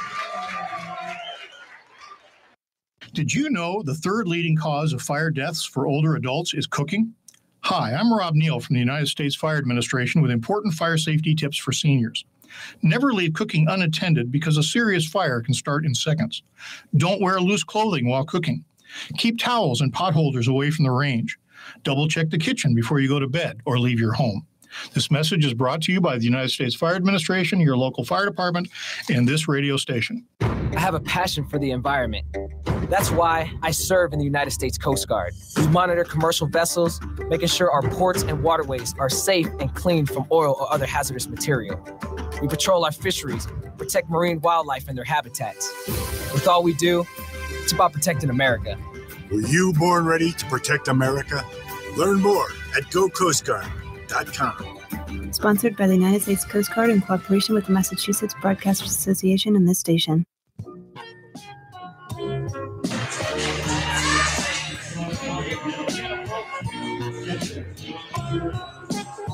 Now here for the Pittsfield Suns, bottom of the 7th at stretch time, just pissing it.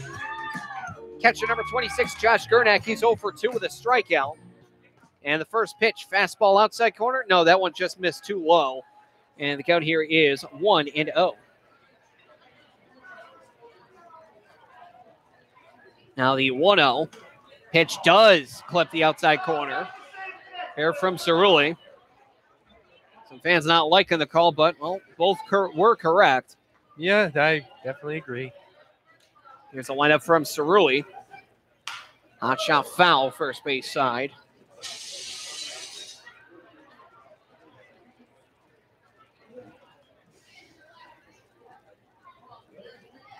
A ball, 2 strikes, just getting underway in the bottom of the 7th. It's 2-1. Bravehearts lead it. Pitch. This one, breaking ball going into right center field, and this one is going to be cut off by the right fielder in right center, Delacari. And that is going to be a single into right center for Josh Gernak. And the Suns once again put the tying run on base. See if they can finally plate him and tie this ball game up. So we now bring up third baseman number 1, Jack Kolumovic. 0 for 1 with a walk. So leadoff runner is on. This now for the third straight inning. And I believe, are they electing for a pinch runner? Yes, they are. Yeah. So Josh Gernak is now complete. Now sitting at first base. I believe that's Kyle Cronk. You're correct. It is Kyle Cronk. That is now a pinch runner. Looking at Cronk, hasn't attempted a stolen base yet, but given the nature of the game, we might see that change. Pitch hits the lower outside corner against the lefty Kalumovic. Count here is 0-1. And that would force a catcher. This would force Cronk to become a catcher if the defense stands, which I don't believe it will. Now the 0-1. This one headed towards second base. Let's see if this will be 2. No, it goes underneath the glove of the second baseman, Ricciardi. Advancing to second now is going to be Kalumovic off the 2-base error by Ricciardi. He lifted his glove too early, and that's going to be a 2-base error.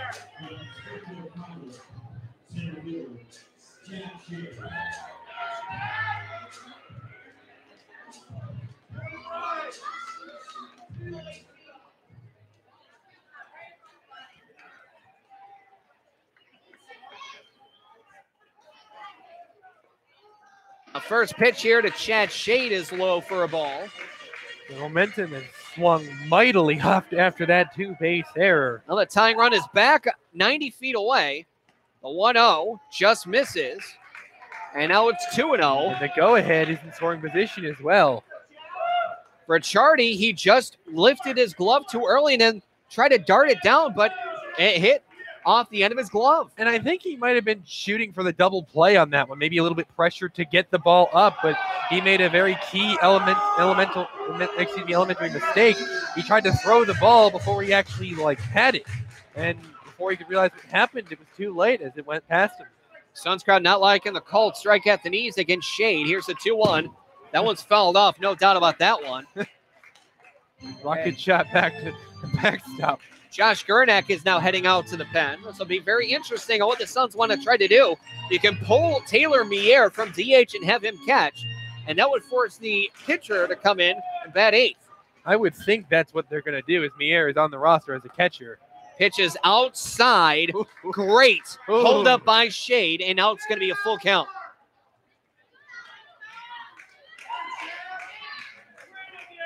Full count from Rob Cerulli. Payoff. This one goes into right field for a base hit. That will score the tying run. They're going to hold the runner up at third. An RBI single by the hometown center fielder, Chad Shade, and the Suns now tied up 2-2. And about time for some clutch hitting, and they might not be through yet with the go-ahead run at third, and it's looking like that's pretty much definitely going to be the end of Rob Cerulli's night, as, of course, he's now forfeited the lead. A big hit there from Chad Shade. The whole infield is going to converge here. I would think that's probably going to, it seems like it will do it for him. So there's a new pitcher here for the Bravehearts trying to prevent the bleeding from continuing. It is now 2-2. Runners on the corners, still nobody gone in the bottom of the 7th. You're listening to Pittsfield Suns Baseball on the Pittsfield Suns Baseball Network. Home safety is a family effort. Being safe and sound should be everyone's priority. In times like these, theft and violence can strike anywhere. Protect your family. Keep your home well lighted and always lock doors and windows. Installing alarms adds an extra level of protection. Never leave valuables in plain sight.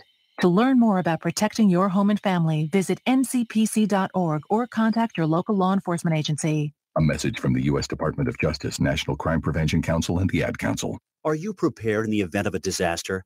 I'm Jim Cantori, reminding you that the best way to make your family safer is to be prepared before disaster strikes.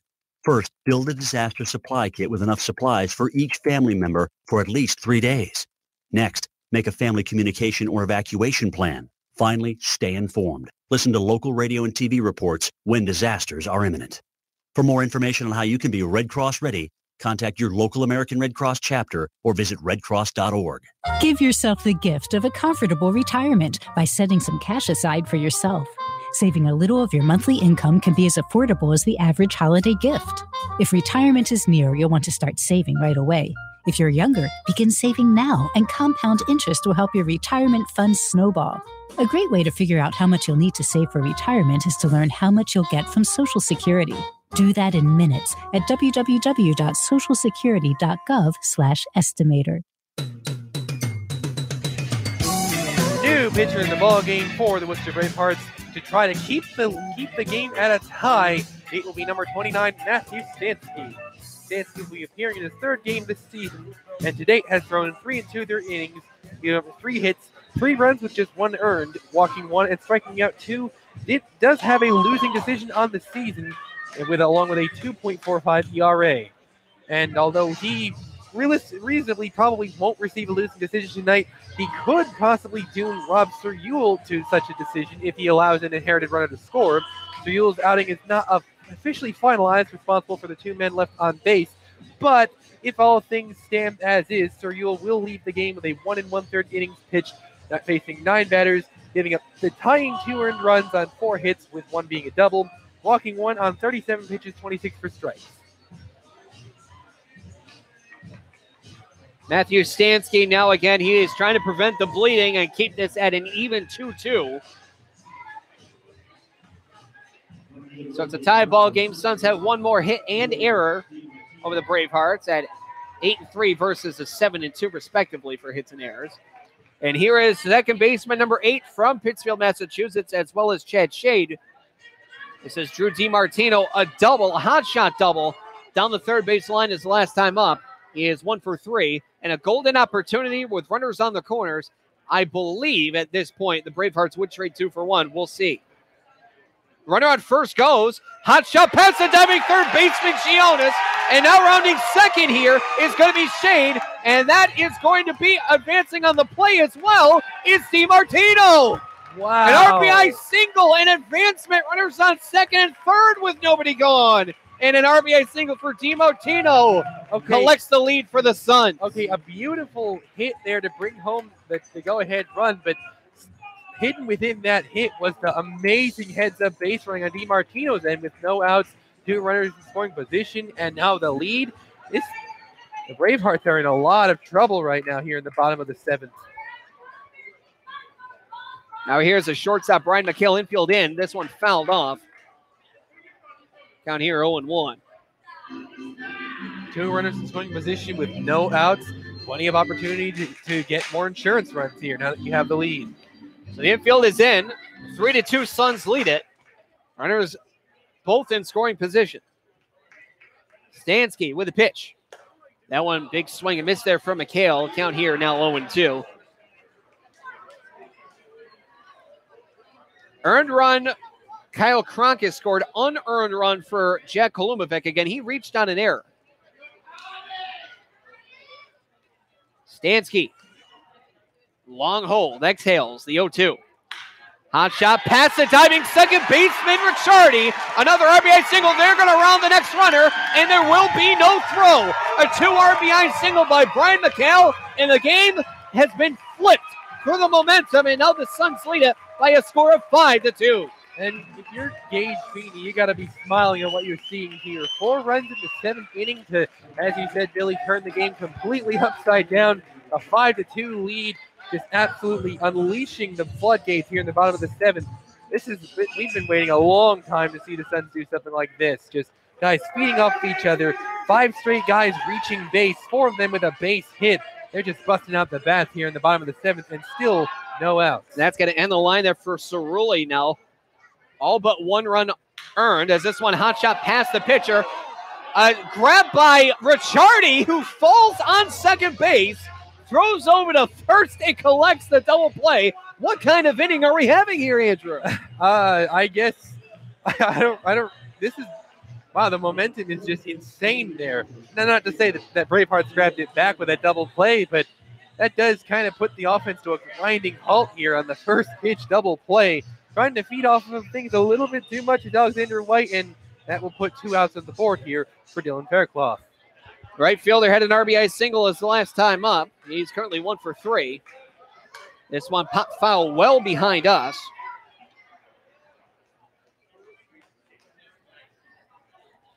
So count is 0-1. Stansky with back-to-back RBI singles, then forcing the ground ball inducing double play.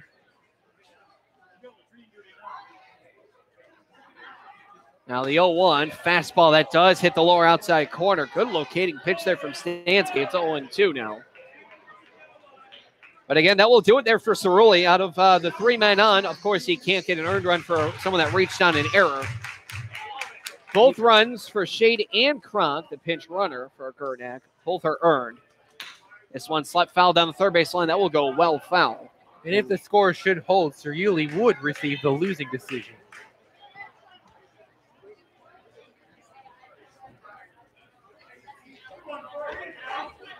Faircloth has an 0-2 count, 2 men gone. Here in the bottom of the 7th, where the bats have come alive for the Suns. This inning alone, they have doubled up the runs in total for the Worcester Bravehearts. Now the 0-2. Outshot foul, again, well behind us. And that one going to go well foul and be a souvenir for whoever wants to collect it. And there will be someone right there to collect it.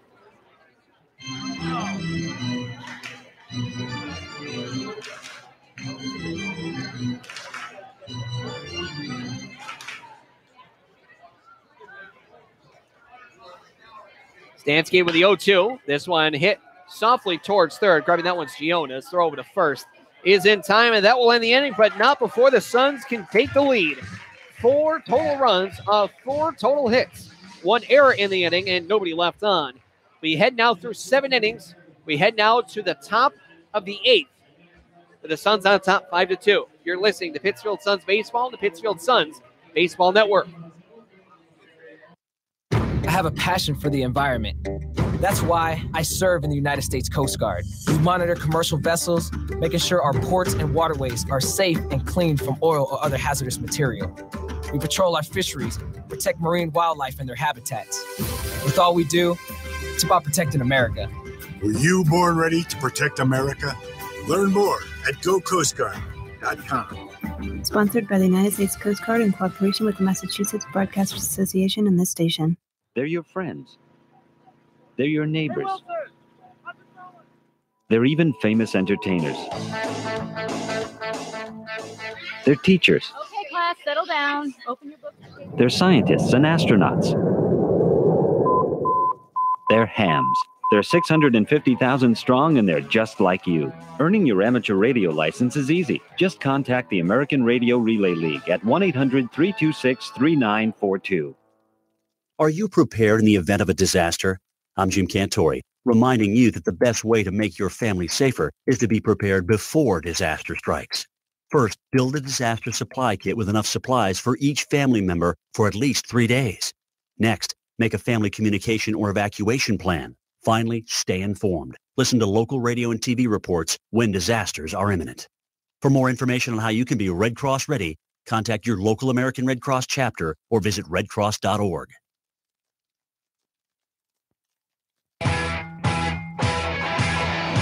New pitcher in the ball game for the suddenly revitalized Suns team. That looks like it's number 11, Isaiah Mestre. Mestre appearing in his 3rd game this season, one of which was a start. To this point, he throws 7 2/3, giving up 5 hits, 2 earned runs with a couple walks to 11 strikeouts for a meaty strikeout to walk ratio, a winning decision along with a 2.34 ERA. And that will put the finishing touches on a really solid start from the likes of starter Gage Feeney, who came out and threw 7 pretty solid innings, facing 29 batters, 2 earned runs off 7 hits, of course, one of which was a long ball, the other being one of which being a double, with a couple walks, 5 strikeouts. Was eligible to come back for the 8th, but of course, Matt Gedman electing to go for a fresh arm, with the Suns now having the lead, as Feeney had thrown 83 pitches, 57 strikes with 26 balls. And for Rob Cerulli, again, if they kept the lead, he would have been in line for the win. No, for Cerulli, he would have been in line for the hold. Actually, no, you're correct. Yes, of course, because the starter did not qualify. Exactly. You're absolutely correct. My apologies, Andrew. Starting off, right fielder number 15, Michael Della Kelly. This one a rip shot down the right field line, but just foul. Fouled by a pretty good shot. It looks like it hit the alcoholic beverage tin over there. That's a sixer if you're playing cricket, but this ain't that game.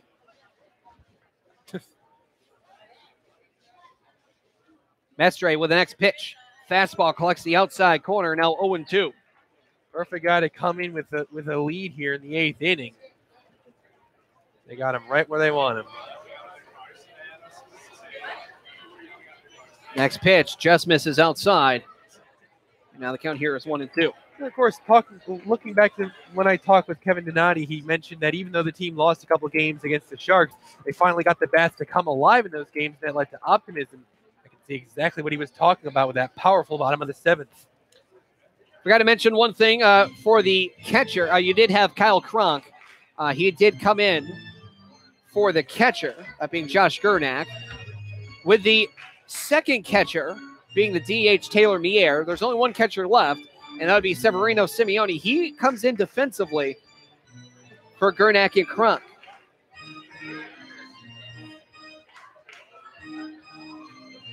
Now looks like home plate umpire Andrew Gerard wants to break up the meeting here. And again, this is the only team where you have had 3 players from Pittsfield on the same field, on the same team for the Pittsfield Suns. Again, Isaiah Mestre on second. His former teammate at Taconic, Drew DiMartino. Former rival out in center, Chad Shade. That pitch was a drop changeup, I believe. That one is low outside against the lefty, now 2-2. So when they say there's some home cooking going on, it's 2 different ways you could interpret that, I suppose. Yeah, it's 2 things, definitely. 2 balls, 2 strikes. The pitch. Hot shot to Shade. He's going to have to backtrack this one on the dead run. Leaps and makes a fantastic catch out in center field. Beautiful run down there by Shade. It looked like he kind of went in a little bit, then realizing the ball was getting hit harder. He, of course, then tried to make up for his mistake out there in center field and was able to do so by really putting on the Jets. Great job from Shade, and that gets a crucial first out. Designated hitter number 5, Mac Chelly. He's 2 for 2 with a double and a walk. Here's Mestre with the pitch. Beautiful curveball there. This one hits dead center at about thigh high. Called strike 0-1. That doesn't have too much movement, but he locates it on a dime. A beautiful pitch. Now the 0-1 from Mestre. Fastball low.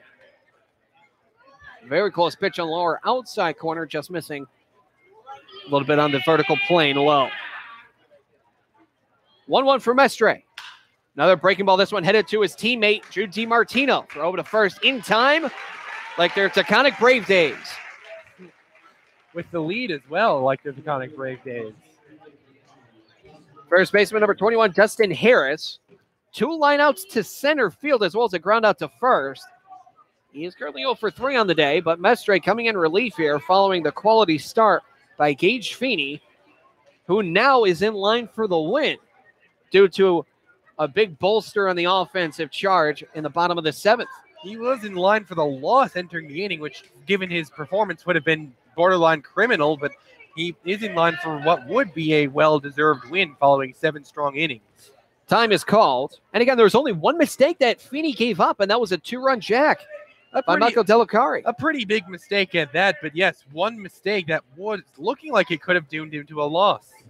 First pitch here to Harris is low for a ball, 1-0. Of course, at the least, he won't come away from this game with a loss, at the least. Isaiah Mestre with a 1-0. Breaking ball, beautiful curveball. Got him frozen on the inside corner. Great movement from the hometown product. Beautiful pitch there. That is a devastating curveball. Easy to see how he's racked up so many strikeouts in the season with a pitch like that. Now the 1-1. This one shot foul third base side and into the stands. Now 1-2. 2 men gone. Suns trying to maintain momentum, The alliteration has got me tongue-tied today. And you know, with a guy who can come out and throw so many strikeouts like Mestre, that feeds into your momentum because it just does more for your momentum when you're striking guys out. rather than having to get field outs, even though, of course, it's the same thing either way, but it's just that strikeouts have a lot more wow to them. That one fouled off third base out of play. We'll go again for 1 and 2. Of course, would you agree with me on that, Billy? Can you word that again? Of course, just the thinking that strikeouts tend to generate more momentum than like a simple 4-3 putout, just because it's just a lot more emphasis for me. Yes, I would agree with that, but they'll take it any way they can get. This one jetted out to left. No strikeout, but it will be a fly out to left to end the inning. Either way, momentum continuing to fly there. No runs, no hits, no errors, nobody left on. And we now head to the bottom of the 8th. We're going to listen to Sweet Caroline here in the middle of the inning, headed to the bottom of the 8th. 5-2 lead for the Suns over the Worcester Bravehearts. You're listening to Pittsfield Suns Baseball on the Pittsfield Suns Baseball Network.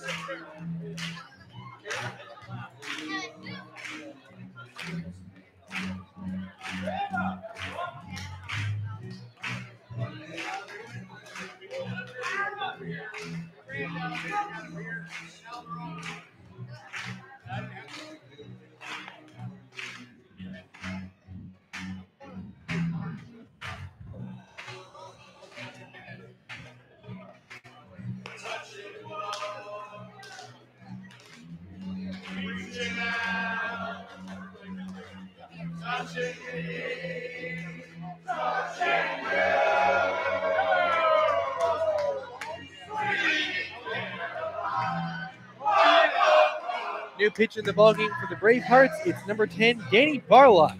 Barlock appearing in one game prior to today, in which he just simply hurled a perfect inning with 2 strikeouts. And that will put an end to the line of course, the Worcester reliever in Matthew Stansky, who pitched an inning, faced 4 batters, gave up 2 runs, 1 earned on 2 hits, and that was it. That will do it for him, and he will not have any say in the decision of this one, as of course he is not in line for the loss.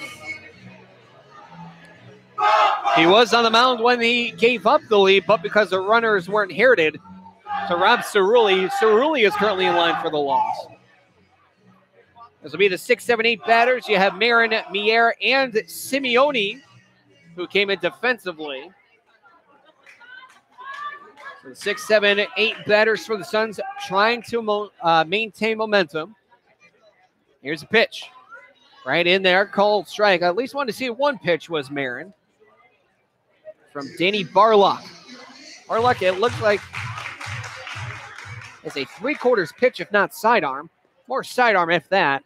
And that one is low for a ball, 1-0.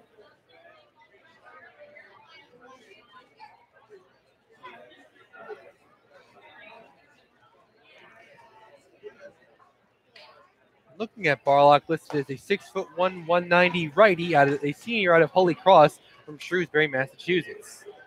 Pitch was right there in a breaking ball. Now it's 1-2.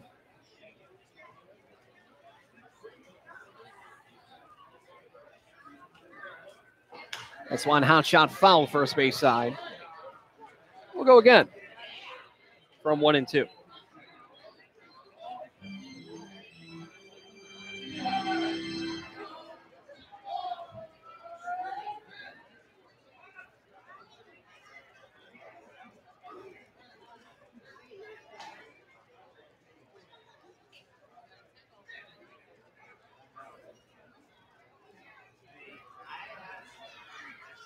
And the next pitch, that one is squibbed foul right over to the former infielder. That is Matt Gedman, skipper for the Pittsfield Suns.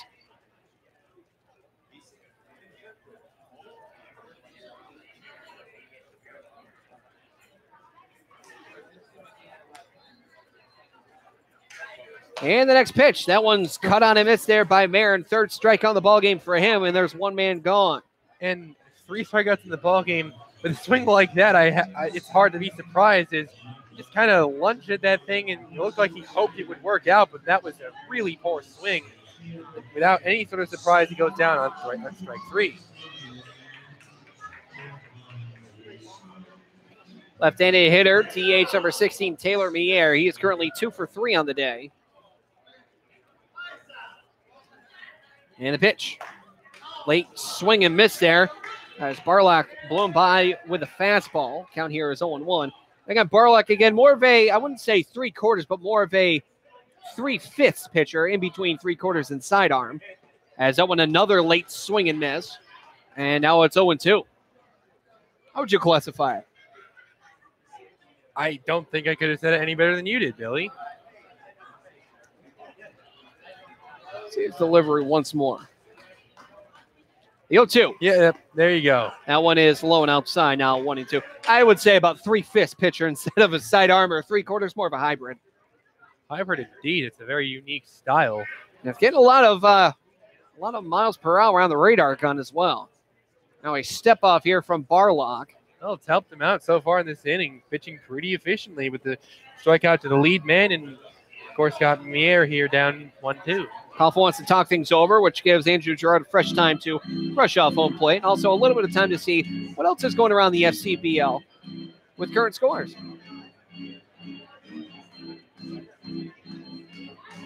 Dr. Rock's piling it on against the Bristol Blues, up 11-3 in the bottom of the 6th at Muzzy Field. We have a 1-1 tie at Frazier Field between the Martha's Vineyard Sharks and North Shore Navigators. Here is the 1-2. Breaking ball just misses over the plate high. And a 2-2 count forthcoming here to Taylor Mier. Pretty safe to say the Rocks are going to win that game in Bristol, but might have an interesting game going on in Frazier. 2-2. Breaking ball called strike 3. Froze him with a curveball. Beautiful pitch. Yeah, beautiful pitch right on the outside corner there. Nothing you can, I mean, I hear a lot of discontent from Suns fan base, but there's just no doubt about that call. You got to take a swing of that thing. And for the first time tonight, here's the now catcher coming in defensively, number 19, Severino Simeone. Simeone hacking at a 250 rate, 2 for 8 on the season with a couple walks and a strikeout. Here is the pitch. That one seeing the first pitch in there called strike. Down here 0-1.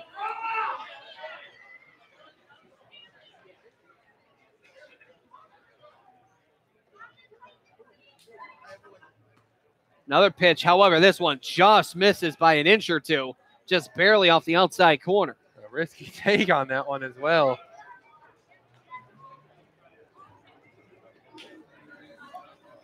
Lined up, Barlock, the pitch. That one, where did that one miss? Looked like it was pretty low.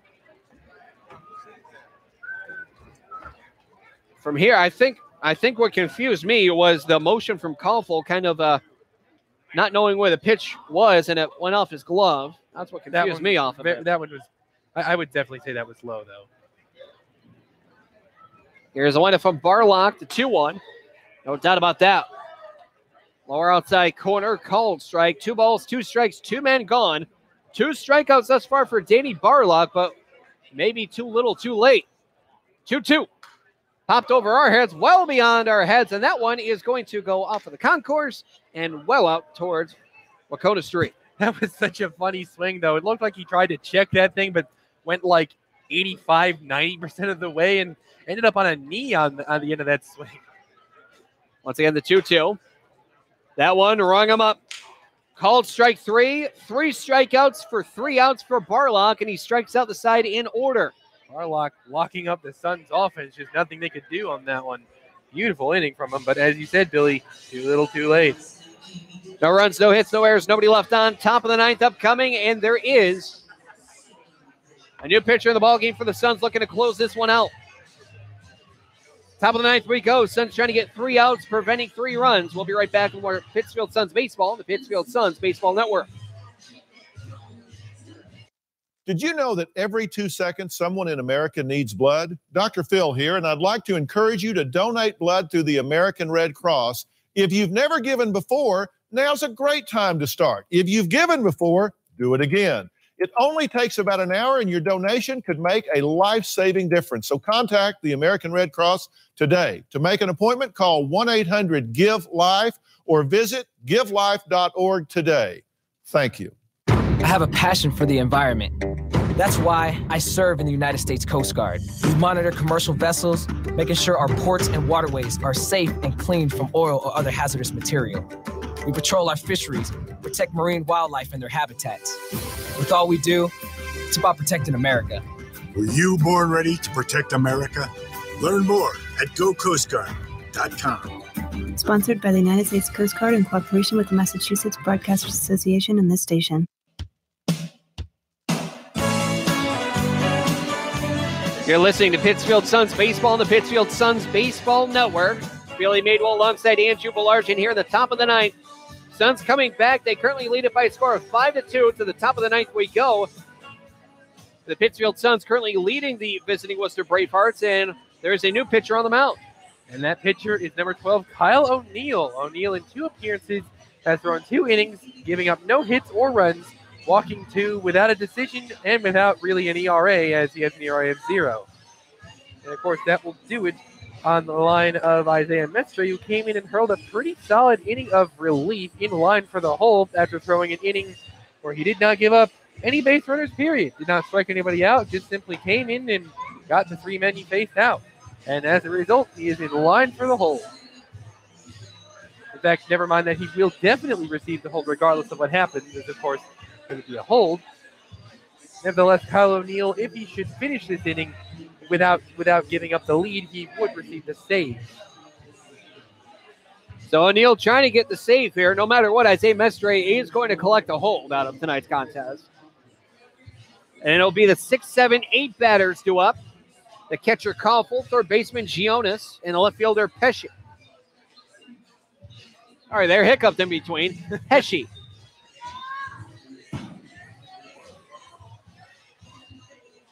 A little bit of early fireworks, it seems.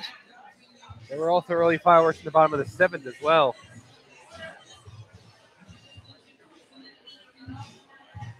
Brett Koffel is currently 1 for 2. A walk, 4 pitches, and a walk in the 2nd. Single to center in the 4th, and a fielder's choice in the 6th. That went 6-4 for a put out at second base. That put out Mac Chelly. Here's the first pitch of O'Neill's outing. Called strike, 0-1.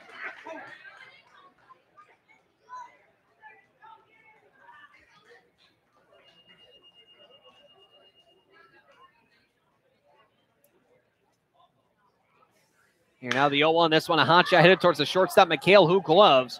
Throws over to first, 1 gone. Hit plenty hard, but finds the glove easily on the infield. Really just, as you would put it, Billy, an atom ball.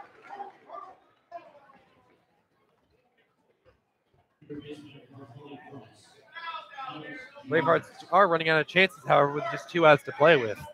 Third baseman, number 9, Alex Gionis.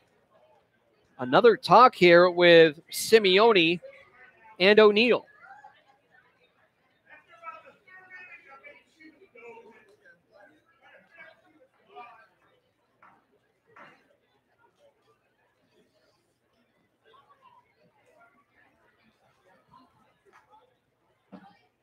So O'Neill collecting his bearings here. From the stretch, pitch. High fly ball. A routine fly to the outfielder's shade in center. 2 gone. 1 pitch, 1 out, and that losing streak is on the line right now. It's all up to the left fielder, number 18, Joseph Pesci. Was currently 1 for 3 on the day. A ground out to second in the 2nd. A 6-4-3 double play in the 4th to end the 4th. And a single to right field in the 7th to lead that inning off. A step off here from O'Neill. He wants to go over the signs once more.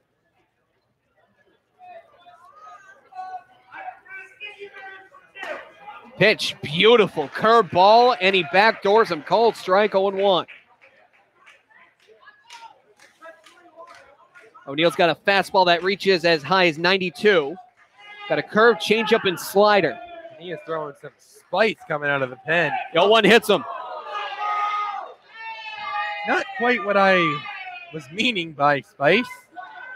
Still, yeah, that one a little spicy.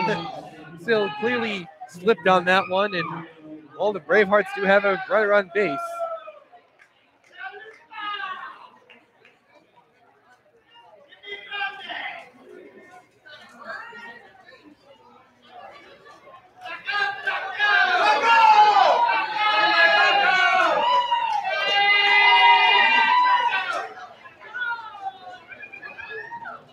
So now it's up to Mariano Ricciardi.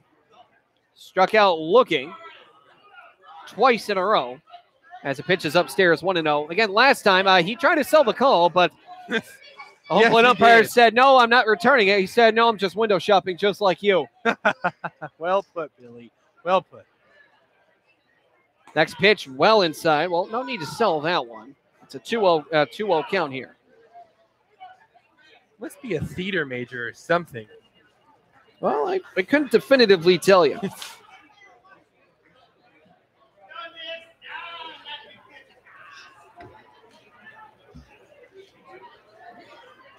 O'Neill with setting it, the 2-0. That one is low and inside. Again, Ricciardi backing up, I should say stumbling back. And now it's 3-0. He's going to see a free pitch here. Couldn't fathom he'd be swinging in this scenario. O'Neill with a 3-0. High for a ball. And again, that's what happens when you pitch against a player that is the smallest in the league. So he does have the benefit of the strike zone being shrunken. That'll be a 4-pitch walk for Mariano Ricciardi. And here's a meeting on the mound here. There's not any activity in the bullpen. This is just more of a confidence booster. As hit center fielder number 8, John Thrasher. Of course, the tying run is at the plate now, but of course, with 2 outs on the board, a little bit of a margin of error to work with there for O'Neill.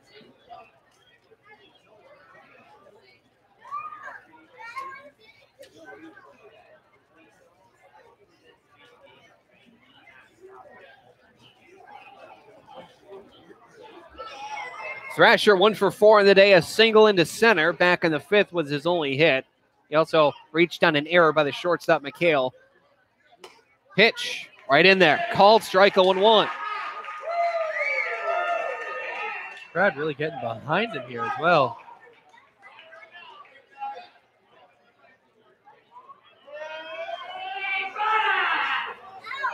Runners on first and second. Tying run representing right now in John Thrasher. 5-3 Suns lead it. 2-man call on the 0-1. Outside corner. Not called strike. Ooh, that of course, that's interesting.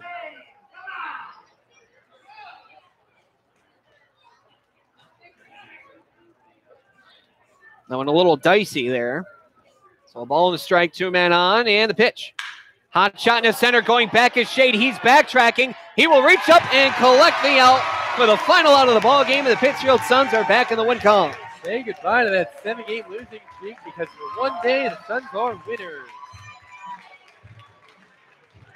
So that will do it. Pittsfield Suns come from behind and win this one, breaking their 7-game losing streak.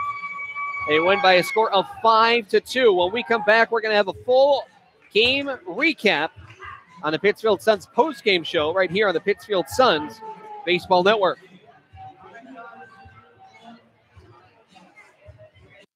Do you suffer from the heartbreak of brain rot, feeling bored, sluggish, listless, not had a new idea in days? Using electronic gizmos without a clue why they work? Now there's help. Ham radio, guaranteed to stimulate your corroding neurons and open a whole new world of excitement. To learn more about ham radio, go to helloradio.org. Side effects of ham radio usage include mental stimulation, desire for education, new career paths, understanding of technology, and cases of addiction have been reported. If you experience any of these symptoms, you're welcome. Ham radio. It's not your granddaddy's radio anymore.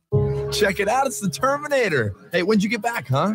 Did you have to shoot anyone? Why are you so distant? Are you not happy to see me? So what's the deal? You gonna get a job now or what? Why are you being so jumpy? Put all that stuff behind you, okay?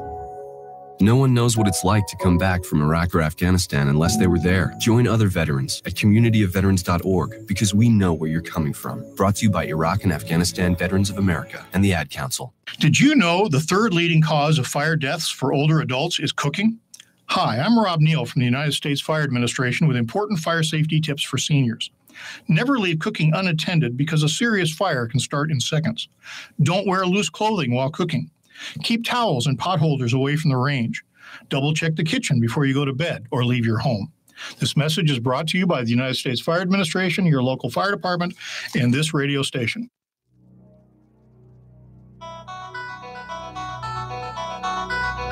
Welcome to the Pittsfield Suns post-game show on the Pittsfield Suns Baseball Network. And now, back to Paul Dowd Field at historic Wahconah Park in Pittsfield with your hosts, Billy Madewell and Andrew Belargent. Welcome, ladies and gentlemen, to the Pittsfield Suns post-game show, heard right here on the Pittsfield Suns Baseball Network. Billy Madewell alongside Andrew Belargent. Suns finally getting the bats alive here on a lengthy amount of games in a row, but they get the W here, breaking a 7-game losing streak, now 2-7. It's about time. Clutch hitting was the narrative coming into this one, with the team being able to finally hit with runners in scoring position, and they finally break through the 7th inning in what would make the difference in an otherwise pretty tight ball game.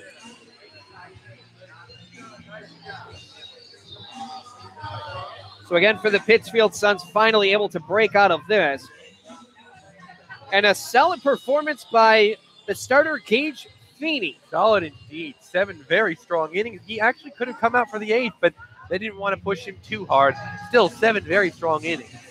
Yes, and for the Pittsfield Suns, also great work from the relieving staff. You have a starter with a quality start, reliever with a hold in Isaiah Mestre, and then the closer with the save, Kyle O'Neill. Yeah, definitely a team-wide effort there. A great job from Feeney, a good job from Mestre coming in relief, and a good job on O'Neill slamming the door. The bats gave them just enough offense in the 7th inning for that alone to be enough to take this one. So really what came into effect was, well, the sun delay. We're not called the Suns for nothing. With this, there was only one gaffe, or one hiccup, or one mistake. Gage Feeney gave up a 2-run homer on an 0-1 count. That was just a hanging breaking ball. And Delacari was saying, you know what, forget about this one. Bye-bye baseball. Hot shot, no doubter into right field. And that was the only runs that they scored, was off one hit. For the Pittsfield Suns, however, it came a mix of sorts as they gathered a run to cut the deficit in half with 1 run in the 6th, an RBI single by Dylan Fairclough. Then they piled on the runs, 4 total in the 7th. For that, you had an RBI single by Chad Shade, then a reliever coming in. This one, at this point, it was Cerulli. Then it was Stansky who came in. An RBI single by Drew DiMartino, and then a 2 RBI single by Brian McHale, making this final ball game score of 5-2. Well, a well-fought team victory. Of course, it looks like we hoped, of course, that Feeney wouldn't be doomed to the loss, which looked like a strong possibility in the 7th, but busting out the bats in the bottom of that 7th, giving Feeney the well-deserved win, and finally busting the team out of a 7-game slump. Getting the win is Gage Feeney, and Andrew has his final stat line, especially with Isaiah Mestre and Kyle O'Neill. Yes, Feeney picking up a well-deserved win, pitching 7 strong innings, facing 29 batters, 2 earned runs off 7 hits, a double, and, of course, the homer. Walked a couple and struck out 5 on 83 total pitches, 57 of which were for strikes. Now looking at Isaiah Mestre, Mestre will receive the hold in tonight's game. Pitched an inning and just pitched an inning. Recorded 3 outs on the 3 batters he faced, and that was pretty much just that, getting the hold. And getting the save was Kyle O'Neill, who made things a little bit interesting in the top of the 9th. He threw an inning, 5 batters, walked a batter, and plunked a batter, but did not give up any hits, and more importantly, did not give up any runs in receiving the save. So for the Pittsfield Suns, the big narrative of today, breaking that long 7-game losing streak, where the Suns saw that last season to the tune of an 8-game losing streak. Started off hot, 8-0, then, well, they went 0-8, making it an even 500. Now for the Suns, again, they're at the bottom of the totem pole right now at 2-7. They have to climb all the way up, but the big focus is one game at a time and taking it one game at a time, as this is game 1, 2, 3, 4, 5, 6, 7, 8 out of 9, 10, 11, 12 games in 12 days. And this is the second home-and-home against the Worcester Bravehearts, third overall, and not including the 2-game series against the Martha's Vineyard Sharks this past Wednesday and Thursday. Well, Millie, you did say the Suns are at the bottom of the totem pole, and for right now that rings true, but the North Shore Navigators are the team competing with them for that designation. They are currently in a tie with the Martha's Vineyard Sharks right now, and if the Navigators do lose that game, the Suns will not be at the bottom of the totem pole any longer. At least go to 6, which anything is a benefit for the Suns if they can get that. Better than dead last. That's very true. So again, Pittsfield Suns won this one by a final score of 5-2. Like what Matt Gedman said, only one team doesn't make the playoffs, you know? That's a little true. early to be thinking about that, but, well, better to be 6th than bottom of the totem pole. Now for the Suns, Suns player of the game, I find this hard to believe that it would be anyone else. Chad Shade had a fantastic day at the plate. He went a total of 3 for 4 with an RBI, a run, and a stolen base. He really was on all cylinders, especially in the outfield with multiple putouts that he had to be on the dead run for. And if he did not go on the dead run, it would have been an easy hit in the center. Now for the Pittsfield Suns pitcher of the game. Who else? It's got to be Gage Feeney. Of course. He only made one mistake, and that was a home run, which happened to be 2 runs.